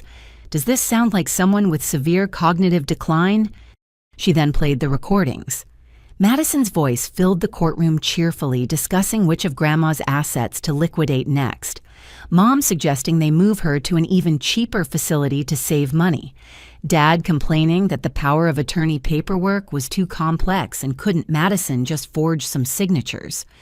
Objection! Madison's lawyer practically screamed. Overruled. The defendant's own words are admissible.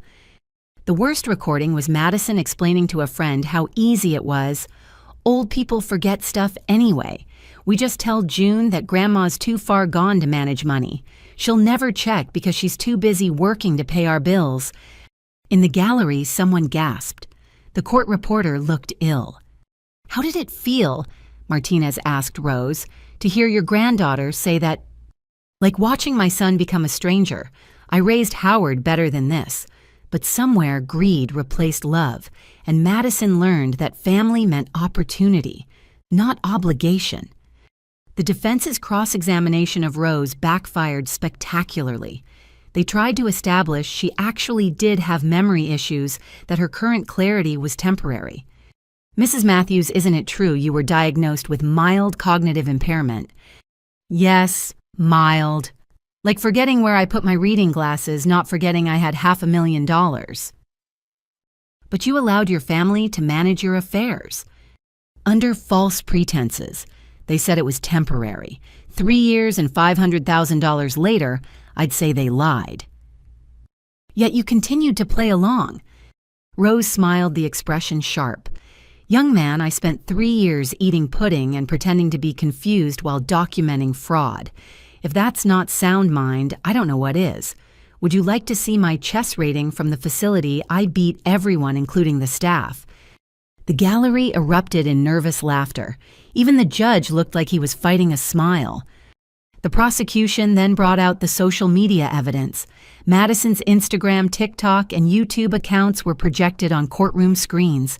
The jury watched her transformation from struggling influencer to luxury lifestyle blogger, all time-stamped against my bank transfers and Rose's account withdrawals. This is from March 2022, Martinez narrated. Madison posts about manifesting abundance and claims her success comes from hard work and positive thinking. Bank records show she deposited $20,000 from her grandmother's account that week. They played her course videos where she taught others to invest in themselves and ignore the haters. Code apparently for steal from family and block anyone who questions your income. The most damaging was a deleted video recovered from her cloud storage.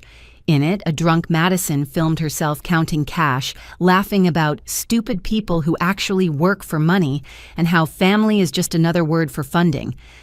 Madison tried to object from the defendant's table, but her lawyer shushed her. The damage was done. Character witnesses came next. Our former neighbors testified about watching me leave for double shifts while Madison sunbathed. The bank manager who'd processed Rose's withdrawals confirmed my parents always came together, always seemed nervous, always had Madison waiting in the car. Even Madison's few remaining friends turned. One testified that Madison had bragged about her business model, getting others to pay for everything while she built her brand. She said working was for people without vision, the former friend testified, said her family owed her success because they'd created her. It was weird. Weird how, like she genuinely believed she was entitled to everything because she existed. She called it return on investment, said her parents invested in creating her, so they owed her returns forever. The defense's case was anemic in comparison. They brought character witnesses who described my parents as loving and devoted, but crumbled under cross-examination when asked if they'd ever seen this loving family actually interact. Madison's witnesses were other failed influencers who testified that everyone exaggerates online, not exactly a compelling defense for fraud. Madison insisted on testifying against her lawyer's advice. It was a disaster. "I never meant to hurt anyone," she began, already crying. "I was just trying to build something special." "By stealing from your grandmother?" Martinez asked. "It wasn't stealing. She said I could manage her money. While she had dementia, she seemed fine to me." Martinez pulled up a text Madison had sent. "Grandma's really out of it today. Perfect time to get those transfer forms signed."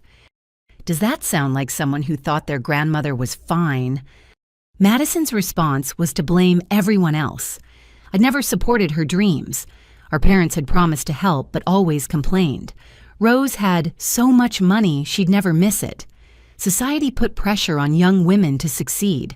The economy made it impossible for her generation.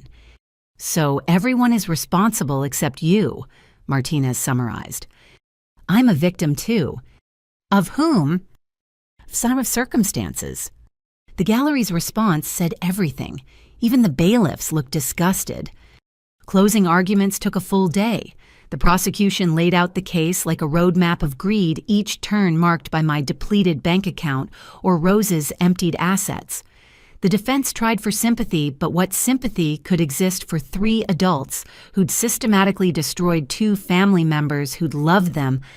The jury deliberated for exactly 93 minutes. On all counts of wire fraud, tax fraud, elder abuse, financial exploitation, and conspiracy to commit fraud, the foreman read, "We find the defendants guilty." Madison screamed an influencer's last attempt at controlling the narrative. Mom fainted, or pretended to. Dad just stared at me with naked hatred. "I hope you're satisfied," he mouthed. I was. Not happy, not celebratory, but satisfied that truth had finally won over manipulation. Outside the courthouse, media surrounded us. Rose handled them like the pro she'd become. "Justice was served today," she said simply. "My son, his wife, and my granddaughter chose greed over family. They'll have decades to contemplate that choice." "Mrs. Matthews, what about June, your other granddaughter?" Rose pulled me close. "June is proof that DNA doesn't determine character. She's the granddaughter of my heart and the only family I need." Someone asked if I had any comment. I thought about all the things I could say, all the pain I could share, all the receipts, literal and metaphorical, I could provide. Instead, I said, "I spent 8 years and $347,000 learning that love shouldn't have a price tag. My family is going to prison, but I'm finally free. That's all that matters." As we walked away, someone shouted a final question. Madison had a message for her followers. She says she'll come back stronger. Any response? I turned back, looking at the courthouse where my family would soon be sentenced to decades behind bars. By the time Madison gets out, influence will mean something completely different. Maybe she'll finally have to develop an actual skill. I won't be around to find out. Rose squeezed my hand as we walked to the car. "Proud of you, sweetheart. You didn't let them make you cruel." "Just honest grandma. Turns out that was cruel enough." The sentencing came 2 weeks later. Dad got 15 years. Mom got 12. Madison got 22, the maximum for her combined crimes. The judge called it one of the most egregious cases of family exploitation he'd ever seen. Madison had to be dragged from the courtroom still screaming about her followers, her brand, her future comeback. The last thing she yelled was my name, promising revenge when she got out. By then I'd be 50. She'd be 48. An influence like her family's love would be nothing but a memory of something that once cost everything and turned out to be worth nothing at all. The Matthews family fraud was over. The Matthews women who'd survived it, Rose and I, drove home together ready to build something new from the ashes of what greed had burned. A real family, no price tag required.